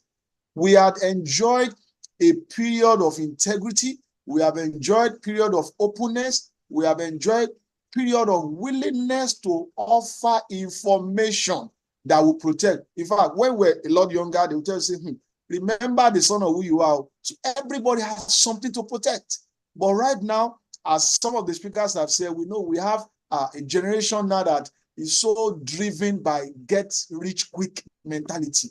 They want to achieve. And interestingly, we've talked about technology a lot too. Technology is bringing a lot of complexity also.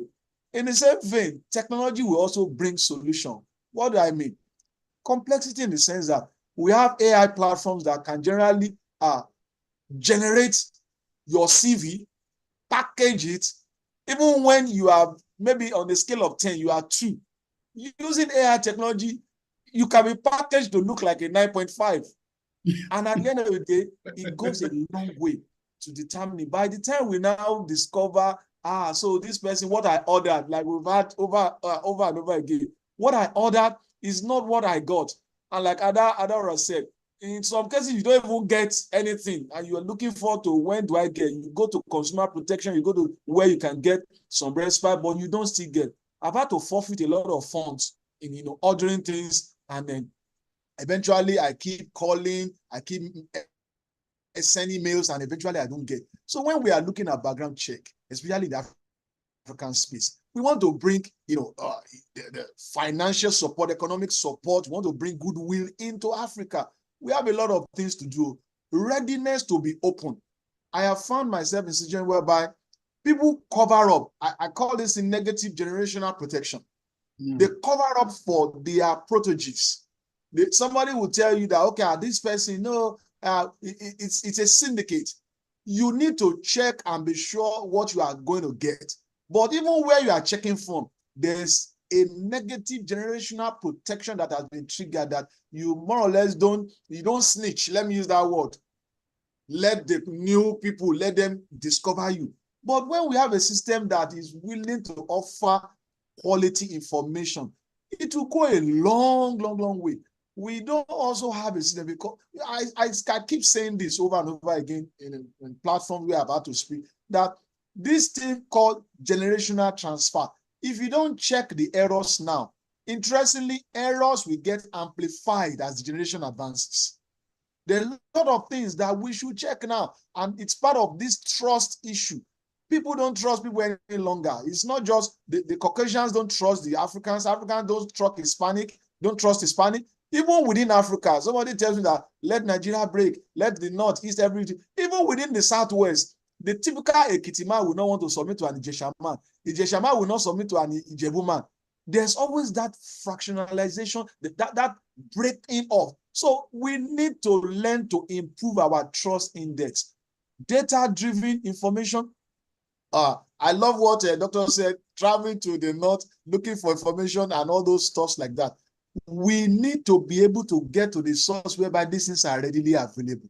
But my question is this. It is often said that it is not the person that steals that is called a thief, but it is the person that is caught.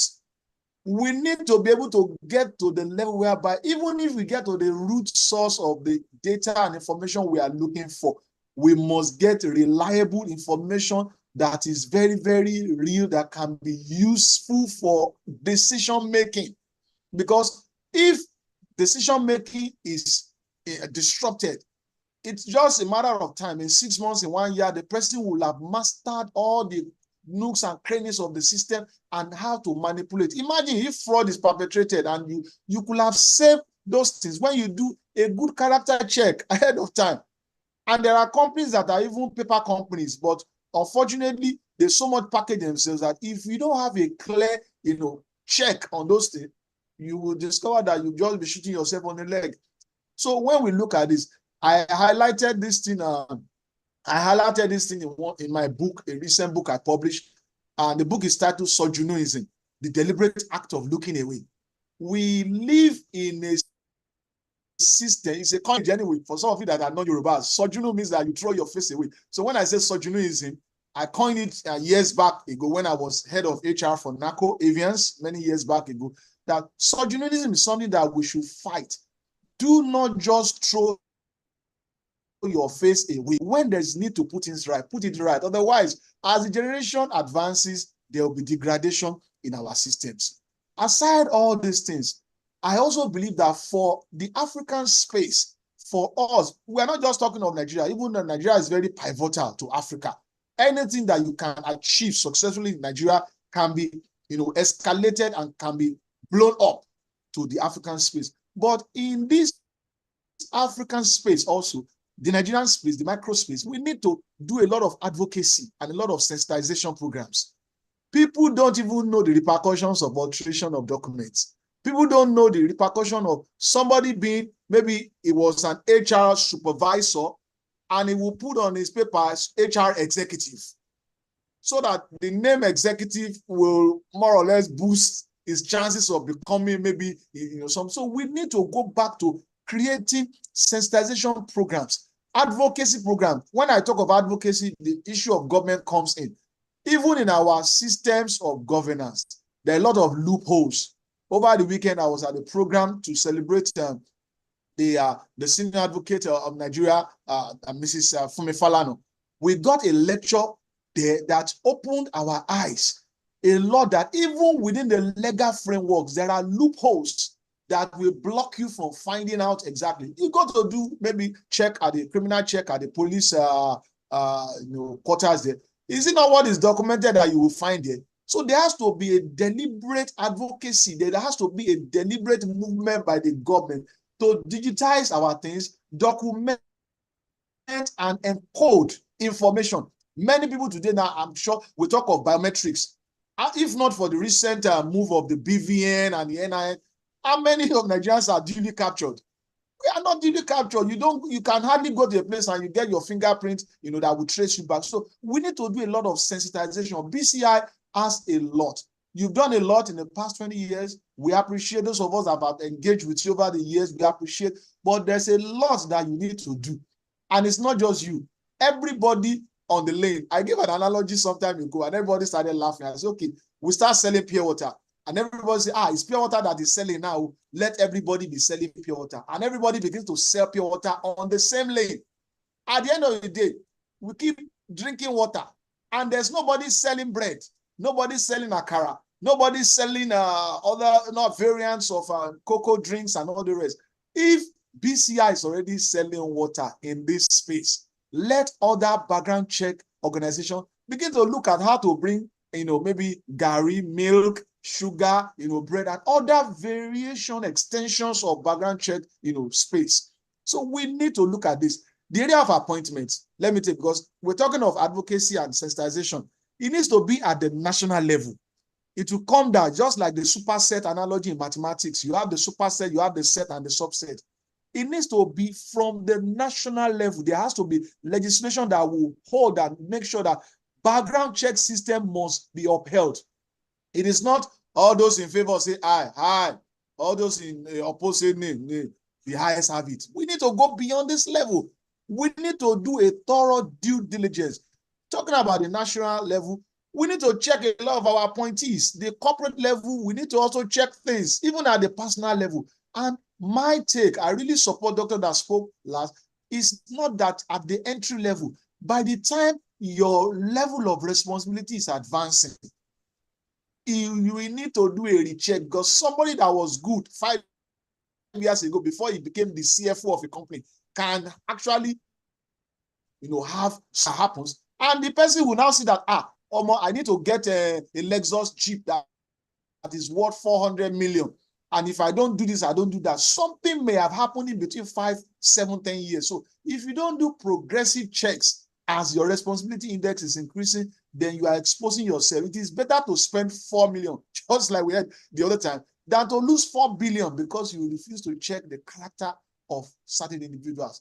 In the African space, it is limitless. I love what my brother said, that we are not just thinking in the box. We are not just thinking out of the box. For me, there is no box at all. Our reasoning is limitless. So when he used the universe, I love that a lot. We need to go beyond the limitation boundaries. And when we do this, sincerely, we are carving a very strong platform, even generationally, for Africa, because we have a lot of issues. Corruption is so high. Why? Because people of questionable character find themselves in positions of authority. And because nobody bothers to check, at the end of the day, they mess up the system. They do not uphold the law. In fact, they have a lot of executive impudence in system. So we have a lot. On this space, within this period of time, we cannot exhaust the extent and ongoing discussion. It's something that we need to progressively be taking on and on and on. It's going to be tech-driven. It's going to have human relationship, because if there are professional relationships that are not very active. I love what my brother Eyal and Dr. Kola, for how many years they've been relating professionally. Let such continue. Let us begin to amplify even professional relationships, that even where I am not able to see, because no institution, no organization can see the total angle when you are checking things. You can collaborate, you can connect, you can leverage on the dimensions that you may not be able to see or know. And at the end of the day, it is for us to build a strong platform where Africa can thrive, systems can be developed, hope can be given to our generation. I spoke with some younger ones recently, and a lot of them are so, disappointed, and a lot of them are like, they've given up, they are ready to japa. I told some of them, I say, I hope japa will not result into japa there, because when you japa, and for the first year, second year, they have a system over there, and you have to reculturize yourself. You have to reset your mindset. You have to, rewire yourself all together again. If you don't do that, let Japa not turn to Japa there. That's why I told the young guys, And it's really going to happen. Before you know it, now, a lot of people will get it so uncomfortable there because the Nigerian system has so much bastardized their mind. But we have a responsibility as a nation. BCI, you are doing well, you can do great. And when you get to great, you can do greater. So I will leave this for now. It's an extensive discussion. It's not something that we can exhaust within this time frame. And also to be able to allow our participants on this in this symposium to have other value during this. So thank you for now. If there's any other dimension I need to bring on board, I hope I'll be able to at least help and bring something good. Thank you so very much. Moderator. Okay, thank you so much, Prof, for that explosive exposition. It has been very insightful. One thing about talking to profs is that you must take something. You must take something, even if your head is blocked. Something must hit in. I love the angle of the negative generational protection. It's something that is very problematic in the African context. Particularly, you will see somebody, because this person is our own. You'll say, no, this is our own. It can't do anything. Yeah, no, it's our own. Let's go. And at the end of the day, the whole polity or the whole space gets bad at the end of the day. So that's a thing that has to stop, just like you have also mentioned. And also the sojournism, because they go hand in hand. When I saw the sojournism in the first place, I was trying to know which English is this. I was but thank you for the extra context, and sincerely, those are big problems that require additional discussion outside this platform. And we hope when we talk about such topics, because there will be a lot of ecosystem information, awareness, development going on after this symposium, which is one of the goals that we are having this session. We will have people like you come on to also buttress on this and to also give us insights as to some of the solutions we can bring. We do not have a lot of time now, but then we could, I hope our audience will be able to accommodate one or two more questions. And quickly, I'll move to Mr. Barry. Mr. Barry Nixon is someone who has done so much for the background check ecosystem on a global scale. The first time I got to know Barry was, I think that was 5 years ago in one of BCI's program, either 5 or 4 years ago, or I guess, or 2 years ago during our 18 years anniversary. Yeah, so, and his take on the background check ecosystem made me personally to look him up, and also from the perspective that he provided was really, really, really, really, really insightful. So Barry, I pick it for what Prof already said. In terms of I love the analogy of the pure water. Well, perhaps, I don't know if Barry, you're aware of the pure water. Pure water is like the sachet water in this part of the world. So the analogy Prof mentioned about people selling the same pure water along the same lane without thinking that there could be other needs that the pure water drinking may bring about.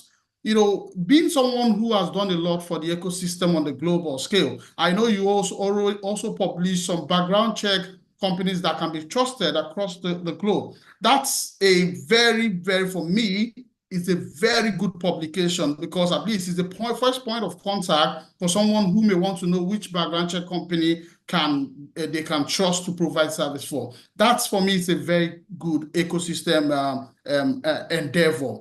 Could you tell us, what in your own perspective do you think we could replicate within our own context that would spur growth within this industry? You're muted, sir. Hello, Barry, you're muted. Sorry about that. So, thank you. Thank you. Yeah, we can hear you now. You can hear me now? Okay, Yes. good. I said that's a very big question, but I think that I have some thoughts about it. And I wanted to kind of start with the notion of there is hope. And I say that in the context of in order to move forward, you have to understand where you've been. And so, I'll give you an analogy. 20 years ago, and EAL, I see he's not here right now, but 20 years ago, I made a presentation on background screening in Copenhagen, in Denmark, for a worldwide security organization. And it was the first presentation on background screening they ever had. And I will tell you, and in the audience was mostly Europeans, obviously, and a lot, obviously, from the United Kingdom. And I almost got booed off the stage. And if they had had tomatoes, they would have thrown them at me. And the essence of people's argument was, hey, you're trying to push an issue that is a US issue on us. And we don't believe in background checks. We don't need background checks. And so thank you very much. And so fast forward, and EAL is a testament to this. I don't know that he was in the audience, but is a testament to this. In the UK, the background screening industry has emerged as a major industry and continues to grow. And so I say that as an analogy for the background screening industry in Africa, is you're going to continue to grow. Even if people throw tomatoes at you, just step aside, because the industry is going to continue to grow and emerge in its importance. And I offer a couple of things, because I know time is short, is look for where there are major problems in industry. And again, I give you an analogy that is a US analogy. One of the big problems with background screening is it's very litigious, meaning that we have a lot of lawsuits in the US about background screening. So one of the background screening companies had a brilliant way of seeing the world. And they said, you know, HR is generally responsible for background checks. And they're at the point where the lawsuits obviously always engage the HR person or the HR organization. So what they decided to do, as opposed to just trying to sell more background checks, they said, we're going to start a university. And I use that in quotes because it's not like a real university. We're going to initiate an education effort that we call Background Screening University. And we're going to offer training in how to do background checks, the benefits of background checks, how to do it right so you don't get sued. And we're going to offer that for free to everybody in HR that wants to sign up and take it. So, brilliant idea, because it started to address an issue of lack of awareness, lack of knowledge that existed in the HR community and in companies. And it wasn't under the disguise of trying to sell them something. It was under the disguise of, we want to educate you so that you can improve your processes and that you can better select background screening companies and do something that will solve a problem that the industry has, which is all these lawsuits. And it's taken off like wildfire. And guess what? Because your company is offering this background screening university, it's getting all kinds of marketing and publicity. And people are saying, well, we ought to talk to them about doing our background checks. So it's what we call indirect marketing. But it was a an example of what I think people need to think about. Take a real serious look at the industries you support and what are the issues that they're confronted with, and how can you come up with a strategy that in fact helps them with that, that is not trying to sell them something, but that solves that problem. Because by definition, the fact that you have a solution to sell the problem, they're going to think about your company as the one who should provide the service for them. And so that's what I would say is look very carefully at the industries, the customers that you have, and what are the problems that they have at an industry level, and what could your company come up with that actually helps them with that, and then positions you as kind of the leader and expert and thought leader in this space. So that's what I would say. And the other point I would like to make is, and several of other speakers have alluded to this, is the growth lies in expanding the market. So continue to educate the marketplace and expand the marketplace, because Africa has unlimited potential in terms of its growth and marketplace. I like to think of Africa is the future. Actually, I like that. I'm gonna put that on a t-shirt. Africa is the future, and it has so many riches and resources and market and business potential that look at how you can solve the problem that an industry may have and then go there, because by doing that, by definition, you're going to grow your business. So I would leave you with that thought. Thank you very much, Mr. Barry, for that very insightful take. And I find the aspect of background check university very interesting because it's something that I was thinking about while I was developing this interaction. And I thought about it as because the industry links with or intersects different other disciplines.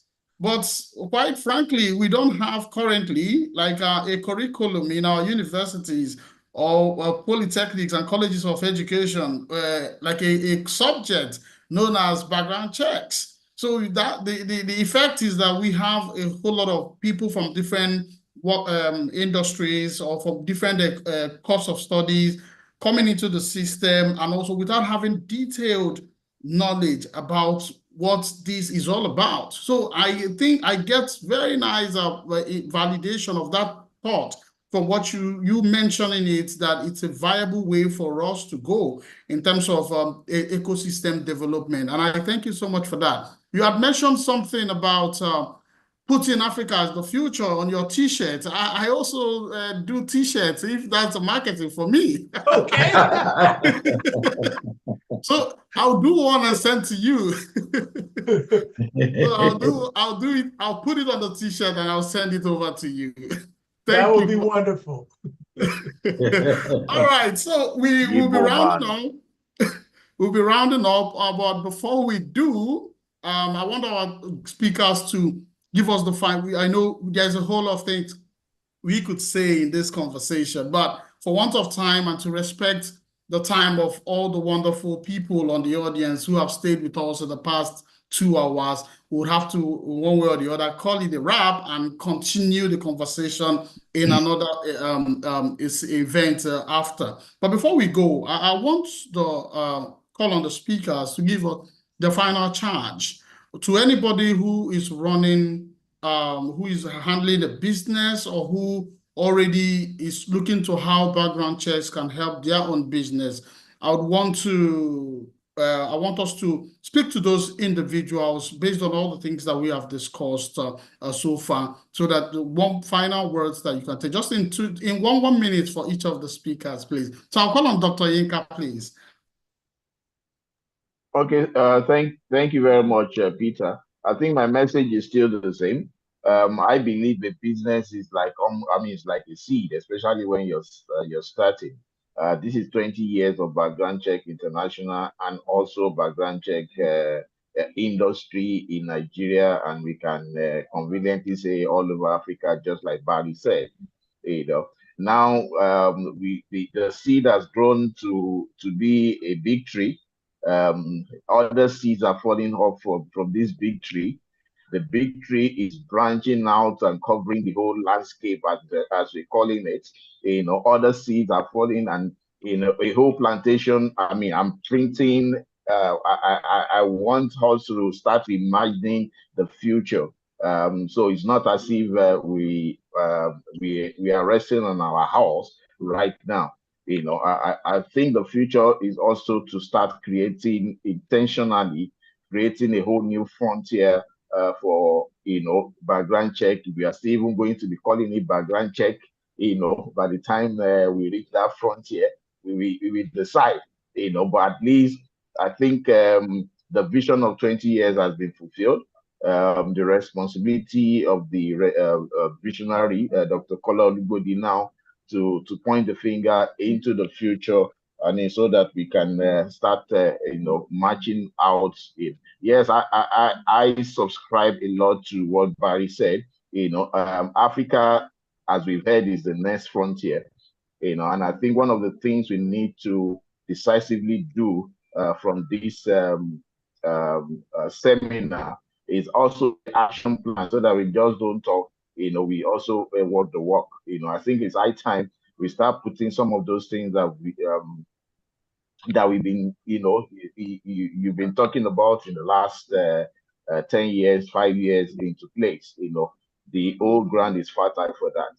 And for the rest of the background check industry, especially those that grew out of BCI, you know, I think just like we say in Africa, the sky is so large for the bird to fly without, carve your own niche, just like which was one of the things that background check actually did, is to carve a niche, you know, and everybody was asking Dr. Kola Olubodi then, what was background check? That's the question at the beginning. What's the background check? You know, and now up to now, people are still asking the same thing I do with team building. So my own business style is always what, carve a niche, let everybody know you for one thing. Look for an area in background check that nobody's looking at. You know, start carving your own niche there. You know, and instead of people trying to do the same thing or trying to sell pure water, start selling pure water in cartons or in something. You know, just do something different and make it your home. Put your own seal upon it. I believe the future is absolutely very fertile and bright. Thank you very much for having me, Background Check International. Thank you so much, sir. Okay, Prof, over to you.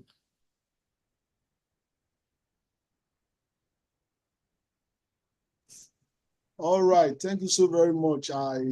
It's been a very wonderful time. Every minute spent so far has been great. The dimension I just want to talk about is to wrap up is we need continue on the sensitization campaigns. Let there be awareness, because what people don't know is a major opposition to their progress. A lot of people are not aware, they're not because of the value that background checks bring in. In our culture, as it was before, everybody had a responsibility to make sure that you present yourself at the best. Don't go outside and misrepresent us. So every family should do that.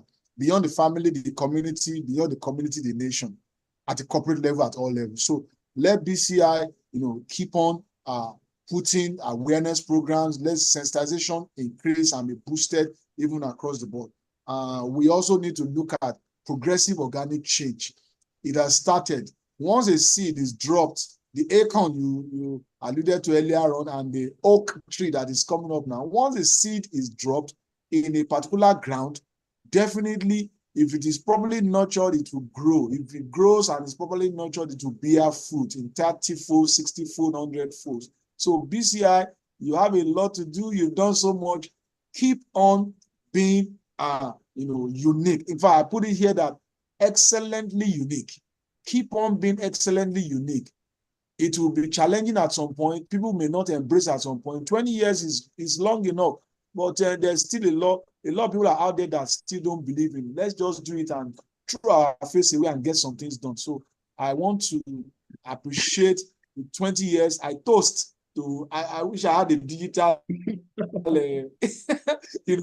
funnel copy to toast to BCI 20th and to another 20 years. By then, I should be well into my 70s. So God will help us and keep us, and I wish you all the best so we move on. So congratulations again. All the participants, we thank you for the time, and I've enjoyed every bit of it, and I look forward to further collaborations. Thank you very, very much. Thank you so much, Prof. Thank you for the toast. I'm pretty sure we'll toast it very well physically.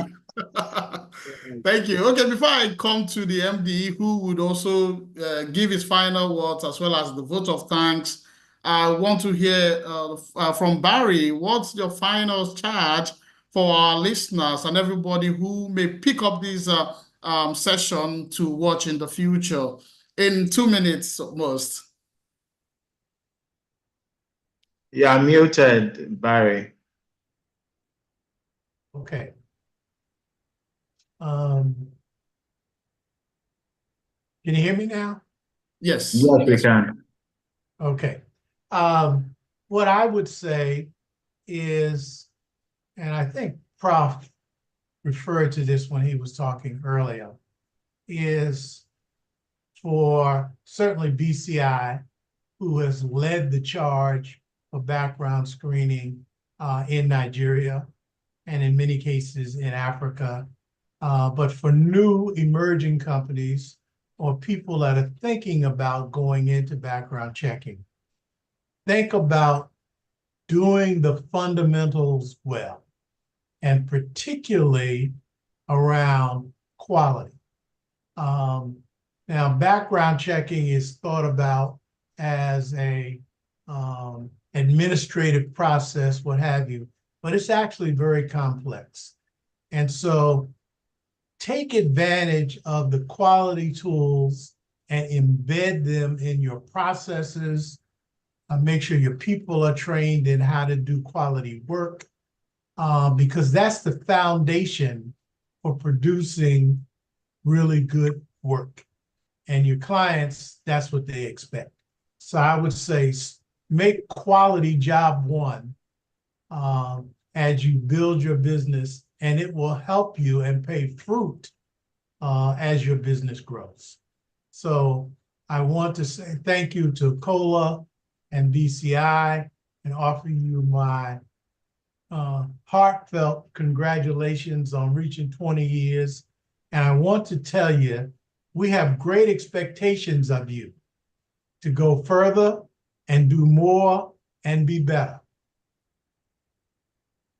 Thank you, Barry.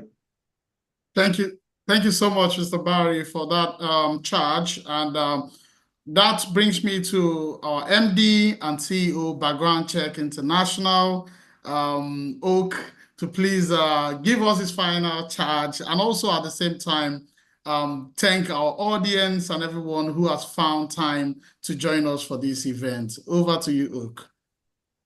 All right. Thank you so much, Peter. I think the chat room has really been so quiet. Yeah. So if you have been with us up till now, please put something in the chat room. Write what did you gain, say something. Let's be sure you are here and it's not just your system that is really on. All right.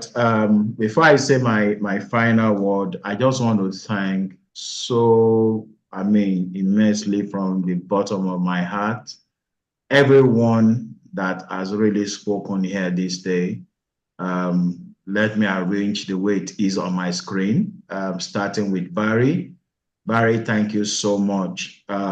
Barry is a good friend of the house, and he's one of those few people that always encourage me. One of those days we had we had a discussion and I went to US. He said, "Caller, do you know you are the only African doing this and coming for the that's the professional background screening, the national conference. You are the only African, and of course that really meant so much to me because I never even realized that. Yes, I knew, but I never knew everyone was actually observing that. Thank you so much, Barry. Thank you so much for all you do for the industry. And let me also say, Barry happens to be the first international member of the Society for Professional Background Screeners Nigeria.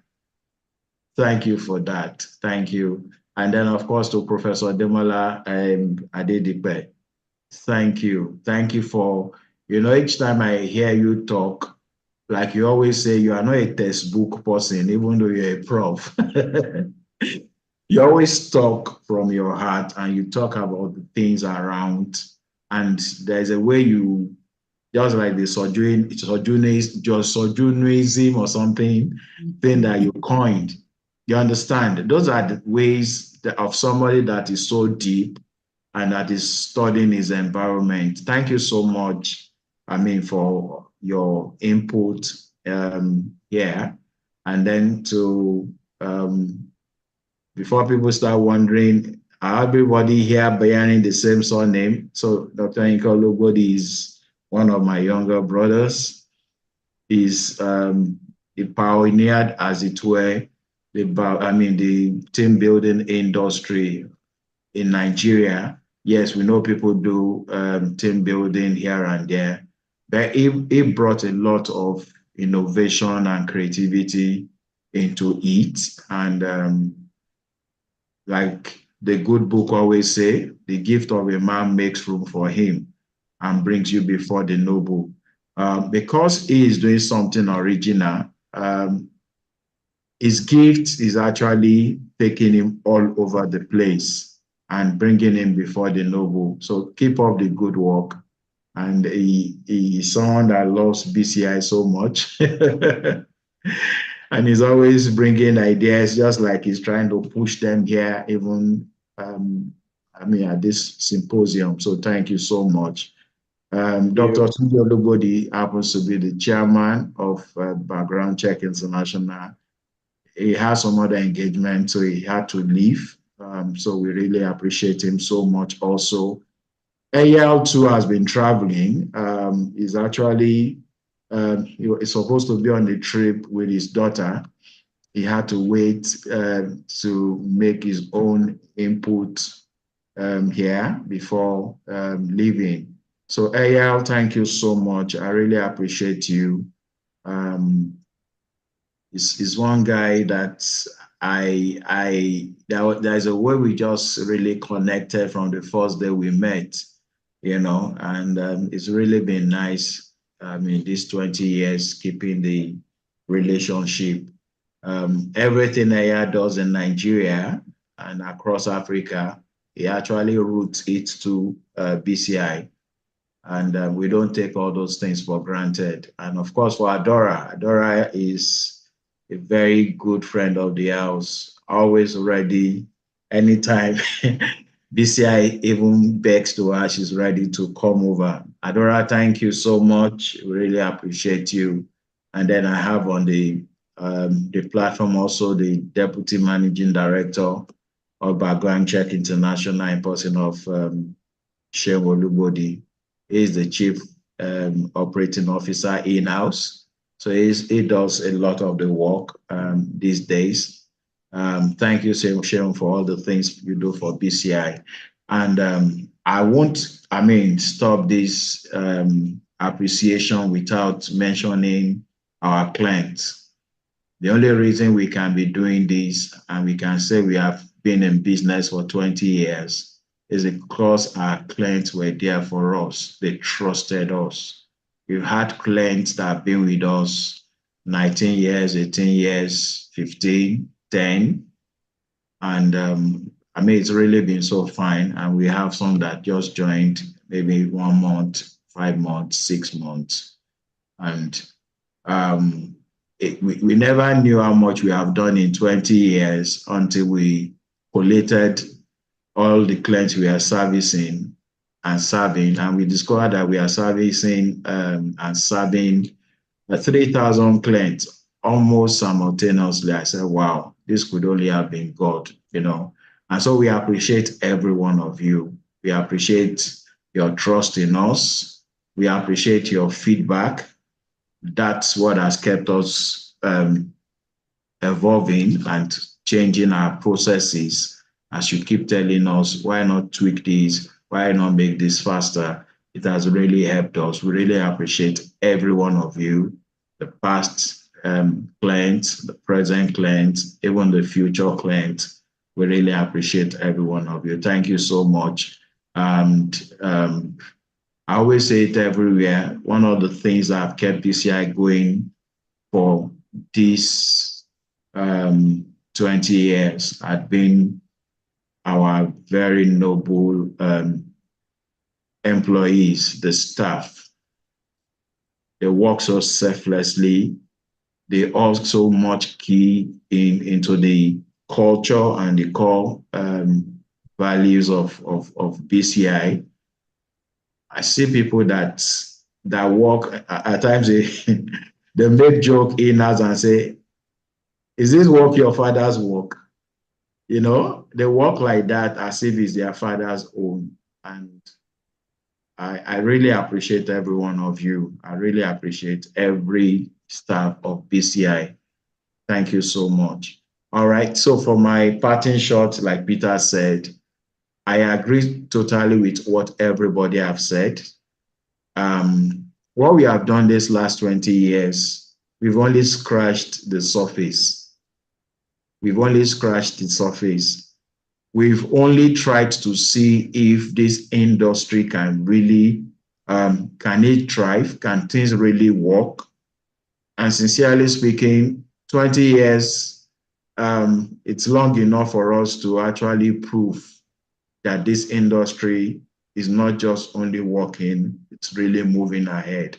All right, so going forward, BCI is not just going to be scratching the surface. We are going into the real thing as God leads us. And of course, I forgot to thank God.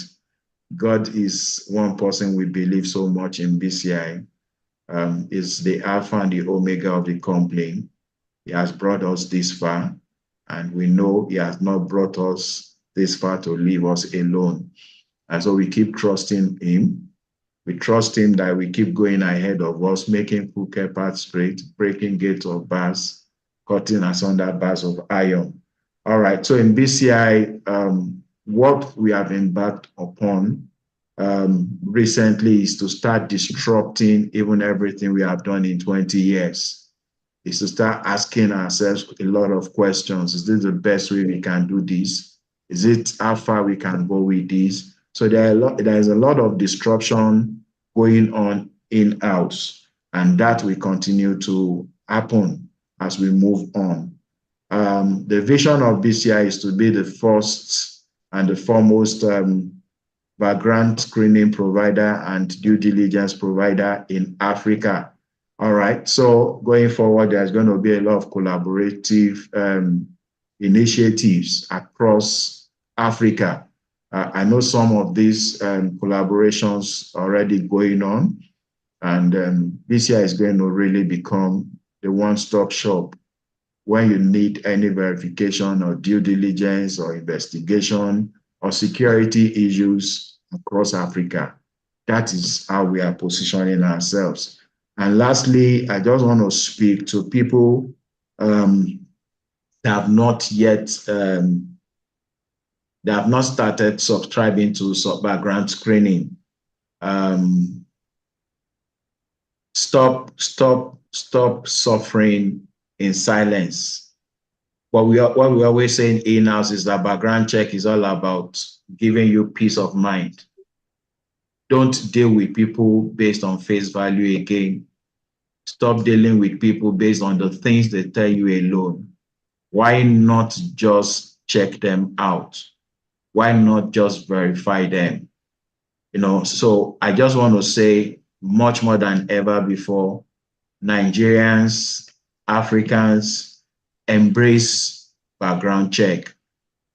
Embrace it even in your homes, embrace it in your businesses, embrace it even when you need to go into investments, or like many have said, you going into buying things online.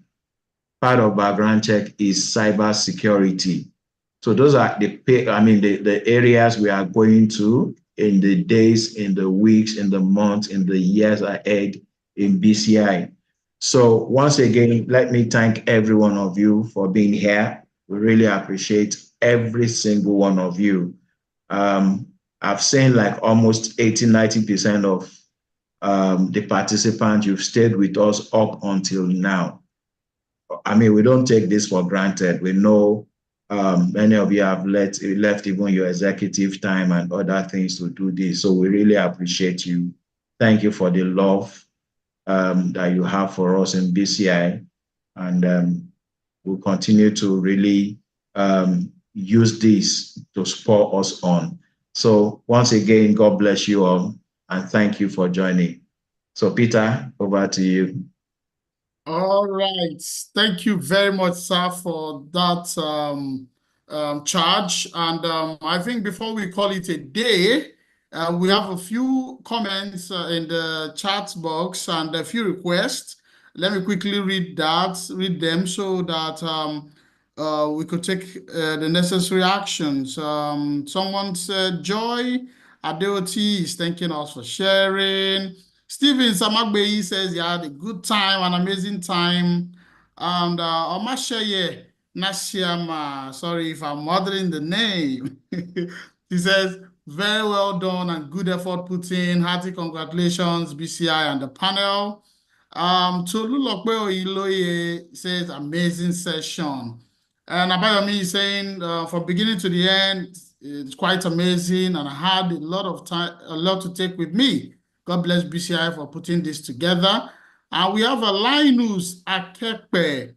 He says, companies in the background check industry can develop new services that cater to emerging needs in private and corporate due diligence, as well as other innovative aspects. Excellent symposium. Thanks, BCI. Thank you, Linus, for this. Cora says, thank you. Thank you to Cora for staying back and for staying with us all through. Okay, so Linus, wow, it's very interesting to hear that you watched from Cameroon. Linus Enobi joined us from Cameroon. This is nice. Thank you so much. That is that ecosystem awareness that we're talking about. So we hope to do more in these areas so that more people will get to know and more countries in Africa will get to know about this. Then Abdul Ganiyu Adoye says, we are happy for the learning and enlightenment that has been given. BCI has done great, but as stated by the facilitators, can do better and more, especially in making more awareness of the industry. Thank you, Abdul Ganiyu. You can bear to do that more often. Anything that commits to ecosystem development and the collective knowledge, we are taking the lead in doing that as well. Olajide said it's been very wonderful exposition filled with takeaways. Thank you, Olajide, for that. And we have a Makinde says many thanks. And then Victor Ehiyeme says, very good information. And then another request. So BCI team, media team, please take this to heart and see what can be done. Omasaye says, can we get a kind of executive summary of this event sent to participants as some of us connected a bit late? Okay, so I believe the BCI team are listening. We'll have to do that after that. Adedamola Olawole says, different session with unique high points. The need for background check, verification, and ascertaining truth behind every claim is now very important. Every institution, businesses, and the government can do more on this. Thank you so much for that. We won't be able to read all the comments, but then let's take in a few more. Kelechi Obiakwata says, great insights in background check business. Thank you. We hope to see you in the business as we work together to develop the ecosystem. And then James O'Malley says the session was quite educative. Thank you, James. Simi says amazing session. And then an anonymous attendee, he says, so nice and it's amazing having a time knowing more about background check, what background check is about. Thank you. We are happy to be able to do justice to that. And James Ugochukwu is saying the session was quite engaging and insightful. Happy anniversary to BCI family. And then Ashaye says, thank you for the great stuff. Thank you, everyone. Abayami says, Abayami says, Sapi, well articulated and sophisticated. I go celebrate your Friday. My brother, thank you very much. I look forward to that on Friday. Thank you. And then Ademola Onalaja says, congratulations to BCI on your 20th anniversary and best wishes always. Last but not the least, Muyiwa Olusoya is saying the session was exceptionally insightful. May God bless BCI. Happy 20th anniversary.